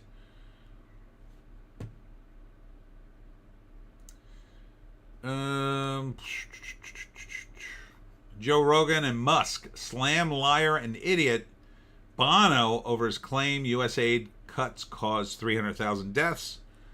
That was amusing. Radiohead's Tom York calls out Netanyahu, free Palestine protest. Hamas, why haven't the hostages been returned? Because the moment they give up the hostages, they'll be obliterated, would be my take. So, and they want more demands, which they're not going to get, and they'll get a piece of it, and they'll give one hostage back. I mean, this has been going on for 50 years. Indie Phantom, Bono blows. Mexican band Grupo Firme cancels U.S. appearances over visa processing. I don't know who they are.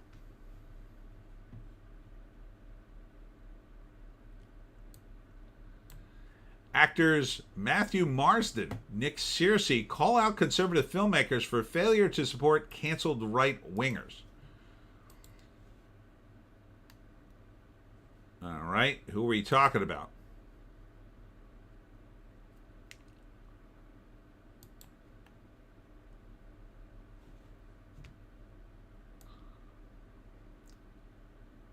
This is actor Nick Searcy, Justified, and Matthew Marsden, Reacher, who are shaming conservative filmmakers for neglecting to support creatives who have been canceled by the left. Okay.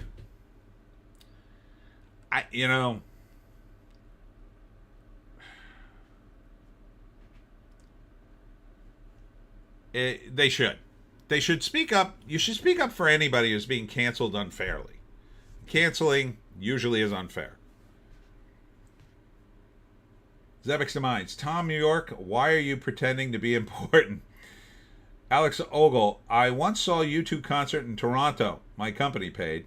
Bono held up face masks of Aung San Suu Kyi as his latest political project. Shame she turned out to be so murderous. Kind of not surprised. Once you start going down that road of supporting politics in your music, and then you got to support kind of everything, and then you get judged by your politics. So I think it's a dumb move in general, but this is what that's how Bono and YouTube built their brand, though. They started out very political, and then they continued to be political. They kind of can't stop, or their brand is dead. Their old fans would call them sellouts. Their new fans call them tiresome. It's kind of like a no-win situation, but Bono is insufferable. He should have stopped at, when you were feeding the world, everybody can get behind that, right? You could feed the world. Okay, yeah, I could get behind that. Live Aid, Farm Aid, all those aids, so to speak. Zebix Demise. Aung San Suu Kyi. Don't ask me why it's spelled the way it's spelled. Thank you. Let's see. Actress Rosamund Pike. I was told to undress, stand there in underwear during a James Bond audition. I can't believe they hired me for my looks. What an outrage. Here I thought James Bond wanted a Bond girl to be smart and competent, and I was only there to be an object to be looked at by men. I never would have guessed. In a James Bond film.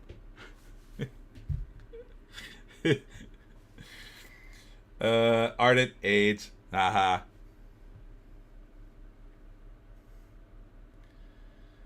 Oh. Here's you might want to brace yourself for this next one, because you may just vomit on your PC. Miranda sleeps with virgin nun played by Rosie O'Donnell in Sex and the City spinoff, and just like that. I'll give you time to digest that. Zebix Demise.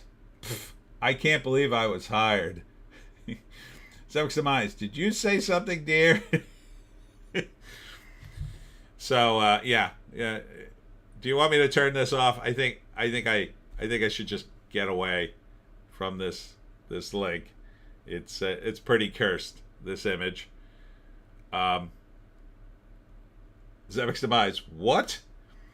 Ardent. Alex Ogle. And the best part about it too is virgin nun. Like, they had to work religion into it, right? Wasn't enough that, okay, we're going to be super gay on a show that was never about being gay, but now it is because everything's gay now. But you had to make it a virgin nun, discovering the great lesbianism of the world or something. Ardent, I think that is enough internet for one lifetime. But don't worry, Rosie O'Donnell will return to the U.S. when Trump's White House is finished. Hopefully, and he's held accountable for his many, many crimes, says Rosie O'Donnell. So just so you know, she's planning on coming back. Yeah, I know you are, because you don't want to pay the taxes in Ireland. And after a couple of years there, you'll be like, I don't know if America's that bad. I could really use a break on the taxes, all that money I played paying a virgin nun having lesbian sex for the first time. And now we're back to where we started. Sydney Sweeney sells soap containing her bathwater. I mean, yeah, it's just not good. It's just not wholesome. It's just not wholesome at all. I disagree with this. I mean, I know it's going to sell a lot, but Yeah, I don't think this is a good thing. Alex Ogle, she can return when Vance is president. Yeah. Yeah, like Vance isn't going to be her worst nightmare. There's Sydney Sweeney in the bath. Yeah, I'm going back to Livy Dunn. I want to end on a good image.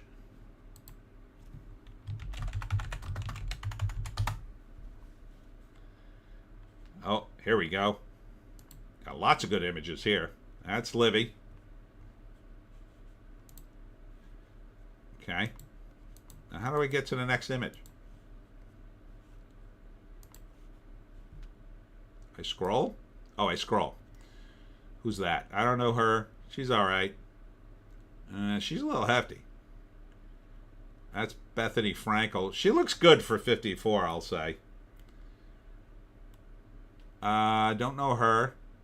She's a little muscular for my taste. Livy Dunn, of course, looking great. Ooh, who's this? Penny Lane. Holy smokes. She looks good. Zevek's Demise, that image is fine. Ali Truitt. Looks pretty good. No. We'll pass. Well, she's a little thick. Nah. Ellie Thuman. Not bad. Ardent. I like the one in the blue-green suit. I like them wide berth and hips. Allison Mason. Looking good. That's Ali Truitt again. Nicole Williams English. She looks all right. Nicole Williams English. Trudy. I can't pronounce that last name. Jessie Murph. She looks cute. Penny Lane again. Alex Ogle. Capital way to end the stream, Tony. Yeah, that's what I figured. Again, I can't pronounce her name. Jilly Aeneas. She kind of reminds me of a younger Beyonce. Oh, no. Is that Lizzo? God, you're still putting fat chicks in these things? Stop it, fashion people. All right, let's just end on Livy Dunn. Where's Livy? There we go. We'll just end on Livy Dunn. All right, so we're going to wrap. That's it for me. What did we learn today? Well, we learned Sydney Sweeney. Yeah, she's crossed the line. That's number one. Number two, Ardent, I take it back. I got a better look at that one I mentioned. Looks manly. Zevek's Demise. Penny Lane, there is a writer showing photographs. We learned that Canadian cinema is mostly Dennis Arcand made all the best films in Canadian cinema, apparently, and Ego Yan was also up there too, and David Cronenberg. So a lot of David Cronenberg. Those are mostly the Canadian films I've seen. David Cronenberg, Atlantic City, and a handful of others. Ardent, we learned Sydney Sweeney took notes from Belle Delphine. Bad choice, yeah. Indie Phantom. Oh no, not Sydney. Yeah. Sad. We also learned Doctor Who is done again. The Fantastic Four is probably cooked again. And Clint Eastwood is making a new movie, so there is hope. There is hope something decent will hit the screens. Ardent, we learned that Tony loves the word existence. Alex Ogle, Strange Brew, and Super Troopers 2. That's all you need. Indie Phantom, Roy Goen, overrated. Alex, we learned that Tony has a new way to end his streams on a high note. Yes, bikini girls all the way. That's going to be the new rule now. Bikini girls. And Livy Dunn. So, she's usually in a bikini when I see her. Ardent, The Grand Seduction is a great movie shot in Newfoundland. Grand Seduction. It sounds familiar to me. I'll have to check that out. Clint Miller. I liked Calipigian?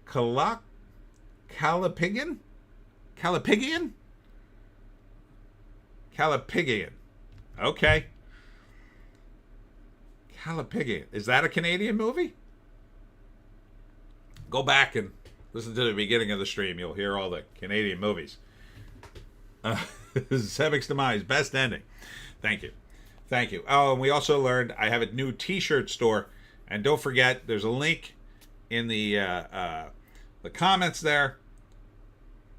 Sebek's Demise. Did we cover last night with Sandra Oh? Yes. That was, I do remember saying that. I didn't know that was her. I sort of recognized her, but I wasn't sure. Ardent, Taylor Kish and Brendan Gleeson. And Gleeson does a damn good Newfoundland accent, which isn't a far stretch from a native Irishman. Huh. Well, he's a great actor. I mean, Gleeson has been in a lot of amazing films. Clint Miller, look it up. Okay. Ardent, got a bookmark. Thank you. And don't forget the password is Leeds13. What's coming up for me? Next week, live stream. Should be on time-ish. Might be a little late. I got a lot of stuff brewing on next Sunday, which is Father's Day.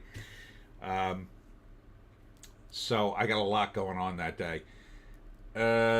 Coming up, I'm doing a senior housing center in Mount Ephraim on Wednesday. I'm going to try to do Unexpected on Friday, and the Cryptids and Paranormal Expo is on Saturday, so I'm psyched for that.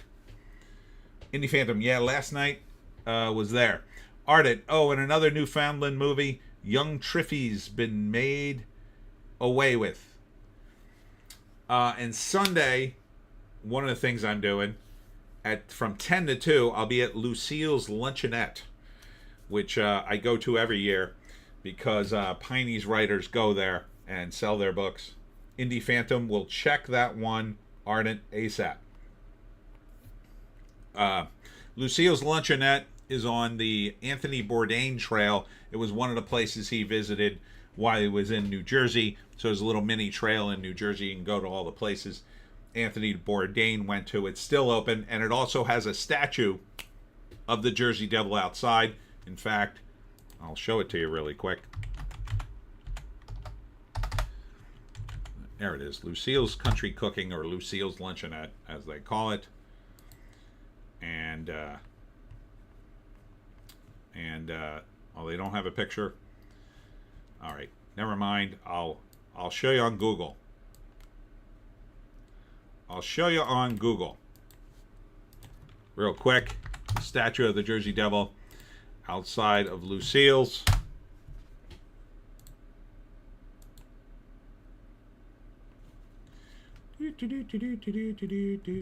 Okay. Boom. There it is. There's the statue. There he is. That looks to be the original statue. This statue, I think, got torn down and a new statue's put up because somebody tried to steal it. Zebek's Demise, the A.B. Pilgrimage. Indie Phantom, is that the one where they want to lure the doctor? Ardent, Google says someone stole the statue. Yeah, a guy from Ohio threw a chain around it and pulled it down and broke it off at its legs. Clint Miller, cool. Broke it off at its legs, and he got caught. I don't know what he expected to do with the statue. I suspect he was maybe on something, but I'm only speculating. And so it broke, and then, oh, there's a story about the statue theft Ardent is leaking. So here, I'll just stop into that. Yeah, so here, this is the original statue. It was stolen. And then they caught him, though, almost immediately. And, oops. And now there's a new statue. I like the new statue better. It's a little more demonic looking. Ardent, what a dick. Zebek's Demise, Maniac. Yeah, I don't know why you would do that. It's weird. But Lucille's is only open from 8 a.m. to 2 because it's only a breakfast and lunch place. And then after that, it's closed. So, I mean, I don't know when he did it. But there's a new statue now, and it's all good. Indie Phantom, did we still end stream on Hotties? Oh, sorry. Sorry, I go back to the Hotties. So, yes. Sorry, I got distracted by Jersey Devil. You know how easily I am distracted by Jersey Devil stuff. And, and check out my short this week. Ardent, Hotties or food, always one or the other, and never pineapple on pizza, at Alex Ogle. Yes, thank you. But, Zebix, LOL.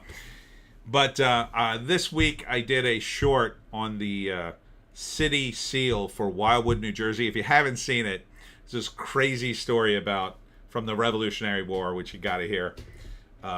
It's very interesting to me. So, anyhow, I'm going to go. I'm losing my voice, and I got to walk the DOG. Indie Phantom, thanks, Tony. Ardent, Jersey Devil, a.k.a. Tony's Tism. Yes.